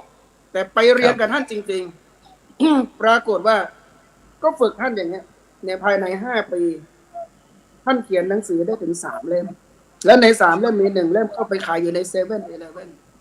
และทุกวันนี้ ท่านเปิดคอร์สสอนฝรั่งทุกวันเสาร์วันอาทิตย์สเกลคืออะไรสเกลคือทั่วโลกท่านเพิ่งอายุ27แต่ก็มาได้ไกลขนาดนี้ตอนนี้ก็เลยยุต่อไปว่า ก็ดูอาจารย์อุทิศเป็นตัวอย่างว่าจบนิวยอร์กก็เลยบอกท่านอาจารย์มาไปเทคคอร์สที่ฮาร์วาร์ดสัก6 เดือนไปลูกปะเอาแบรนด์ฮาร์วาร์ดมาแปะนิดนึง อย่างอื่นมันไม่ยากหรอกนี่ก็คือการที่เราจะโคชชิ่งคนรุ่นใหม่ถ้าเราบอกแต่เรื่องความรู้อย่างเดียวนะมันแห้งเกินมันไม่มีอะไรเลยมันทุกขาปฏิปทาทุกขาพิญญาเกินไปนะอาจารย์อุทิศเนาะฉะนั้นสร้างแรงบันดาลใจให้เขาชี้ให้เขาเห็นว่าคนที่ประสบความสำเร็จมีใครบ้างและถ้าเราจะทำเช่นนั้นเราจะทำได้อย่างไรทำให้เขาเห็นเลยว่าจากกอไก่ไปถึงฮอนกฮูกทำยังไง เอเป็นแซดทำยังไงแล้วในระหว่างนั้นเสริมกำลังเสริมแรงกันให้เต็มที่ทำได้อย่างนี้ลูกพระลูกเนรจะเรียนกันแบบไม่ขาดสายอันนี้ผมพูดจากประสบการณ์ตรงเพราะอีกหัวข้อหนึ่งผมเป็นผู้จัดการโรงเรียนวัดเครื่องใต้วิทยาสมเด็จพระเสด็จไปเยี่ยมและทรงให้กำลังใจด้วยการเสวยพระกยาหารกลางวันที่วัดลงหอพระที่นั่ง10 โมง อยู่สนทนาธรรมถึงบ่าย2 โมงเพราะต้องพระประสงค์จะให้กำลังใจและจากนั้นมาโรงเรียนของเราได้แชมป์บีเน็ตถึง4 ปีซ้อนโรงเรียนเราอยู่จังหวัดเชียงรายแต่เราเป็นแชมป์บีเน็ตประเทศไทย4 ปีซ้อนความเป็นเลิศทางวิชาการเราคือเป็นที่1ครับนี่เป็นผลสำลิดทางวิชาการ สมกับที่พระองค์ท่านไปเสวยพระกยาหารกลางวันที่วัดและเราไม่มีปัญหาว่าพระเนนน้อยหรือพระเนนลดหรือพระเนนไม่มาเรียนในยุคที่พระเนนไม่ค่อยมีทำไมพระหนุ่มเนนน้อยเข้ามาเรียนที่นี่เราก็บอกเขาว่าลูกเรียนจบที่นี่ ภาษาจีนลูกได้ภาษาอังกฤษลูกเป็นแล้วคอมพิวเตอร์เรามีเต็มห้องเลยเป็น100 เครื่อง แล้วทุกเดือนเราอุปถัมภ์ทุนการศึกษาให้ลูกเรียนให้เต็มที่ลูกไม่ต้องกังวลเรื่องอาหารไม่ต้องกังวลเรื่องที่พักไม่ต้องกังวลเรื่องทุนการศึกษาใครเก่งใครดีปิดเทอมทุกซัมเมอร์พระอาจารย์เอาไปเทคคอร์สภาษาอังกฤษที่ต่างประเทศที่สาขาของพระอาจารย์นี่คือสิ่งที่เรานำเสนอให้ลูกพระลูกเนรปรากฏว่าลูกพระลูกเนรเดินเข้ามาเรียนมาบวชกับเราสมัยก่อนจะมีแต่ลูกคนยากคนจนกับชาวเขาแต่เดี๋ยวนี้ไม่ใช่ลูกคุณหญิงคุณนายเต็มไป10 ปีที่ผ่านมาฉะนั้นสรุปสั้นๆคือเราต้องสร้างแรงบันดาลใจให้ลูกพระลูกเนรของเราให้เขาเห็นตัวอย่างที่เป็นรูปธรรมมันถึงจะสำเร็จถ้าเราแต่ขายฝันอย่างเดียว แต่มันไม่มีความจริงรองรับยิ่งเรียนเขายิ่งหดหู่เพราะเขาไม่รู้ว่าปลายทางมันคืออะไรครับผมครับ ฉะนั้นก็ตอนนี้ท่านอาจารย์จะต้องมีศาสนกิจอีกไหมครับตอนนี้หรือว่าได้เวลาพักแล้วครับตอนนี้เดี๋ยว ผมมีฝรั่งรอสัมภาษณ์อีกชุดหนึ่ง อ๋อครับงั้นขอนิดหนึ่งครับท่านอาจารย์ครับก่อนที่รายการของเราช่วงที่2จะหมดนะครับก็อยากจะกราบนิมนต์ท่านอาจารย์เจ้าคุณได้ให้ศีลให้พรกับบรรดาท่านผู้ฟังท่านผู้ชมแล้วก็พร้อมทั้งครบรอบ2 ปีของทำเป็นทีมด้วยครับผมงั้นผมขอก่อนนะครับ เบื้องต้นเลยขอกราบขอพระเดชพระคุณหลวงพ่อเจ้าคุณอาจารย์นะครับ ที่ส่งลูกศิษย์ลูกหามาช่วยถวายงานศิษย์ดีขนาดนี้ก็เพราะว่าครูดีแหละครับนะสาธุสาธุครับ สาธุครับด้วยความยินดีครับผมอาจารย์อุทิศวันนี้ที่รับปากมาพูดก็เพราะว่าเห็นชื่ออาจารย์อุทิศขอบคุณครับ อาตมาเป็นลูกศิษย์ท่านศาสตราจารย์ดร.อุทิศสิริวัลย์อาตมาพูดไม่อายปากอาตมาเป็นลูกศิษย์ท่านอาจารย์ไปเวทีไหนอาตมาก็พูดอย่างนี้เพราะถ้าไม่มีหนังสือของท่านอาจารย์อาตมาไม่ถึงตรงนี้หรอกตอนนี้ต้องรวมกันทำพจนานุกรมบาลีเป็นให้ฝรั่งอ่านนะครับ ตอนนี้ครับถึงวาระนั้นนะครับถึงรอบแล้วคือสิ่งที่อยากจะฝากขอบคุณครูบาอาจารย์ทั้ง2 ท่านแล้วก็ขอโมทนากับทำเป็นทีมนะที่มากันจนถึง2 ปีขาดตกบกพร่องอะไรก็ขอให้แจ้งอะไรที่สนับสนุนได้ก็ยินดีเต็มที่แล้วก็มีโอกาสก็คงจะได้มาร่วมในเวทีเสวนานี้อีกวันนี้ติดขัดเพราะว่ามางานแล้วก็ญาติโยมรออยู่ข้างล่างเพราะฉะนั้นใช้เวลาน้อยต้องขออภัยแล้วก็ขอถือโอกาสนี้อ้างอิงคุณพระรัตนตรัยอำนวยอวยชัยให้พระเดชพระคุณหลวงพ่อเจ้าคุณท่านพระครูท่านศาสตราจารย์ดร.ทิศสิริวัลย์ทีมงานทำเป็นทีมทุกท่านทุกคนมาร่วมกันเป็นกำลังเคลื่อนกงล้อพระธรรมจักรของเราจากเวทีไทยไปสู่ประชาคมโลกให้สำเร็จในยุคสมัยของเราสมมโนปณิธานปรารถนาจงทุกประการเทินสาธุพร้อมกันสาธุสาธุ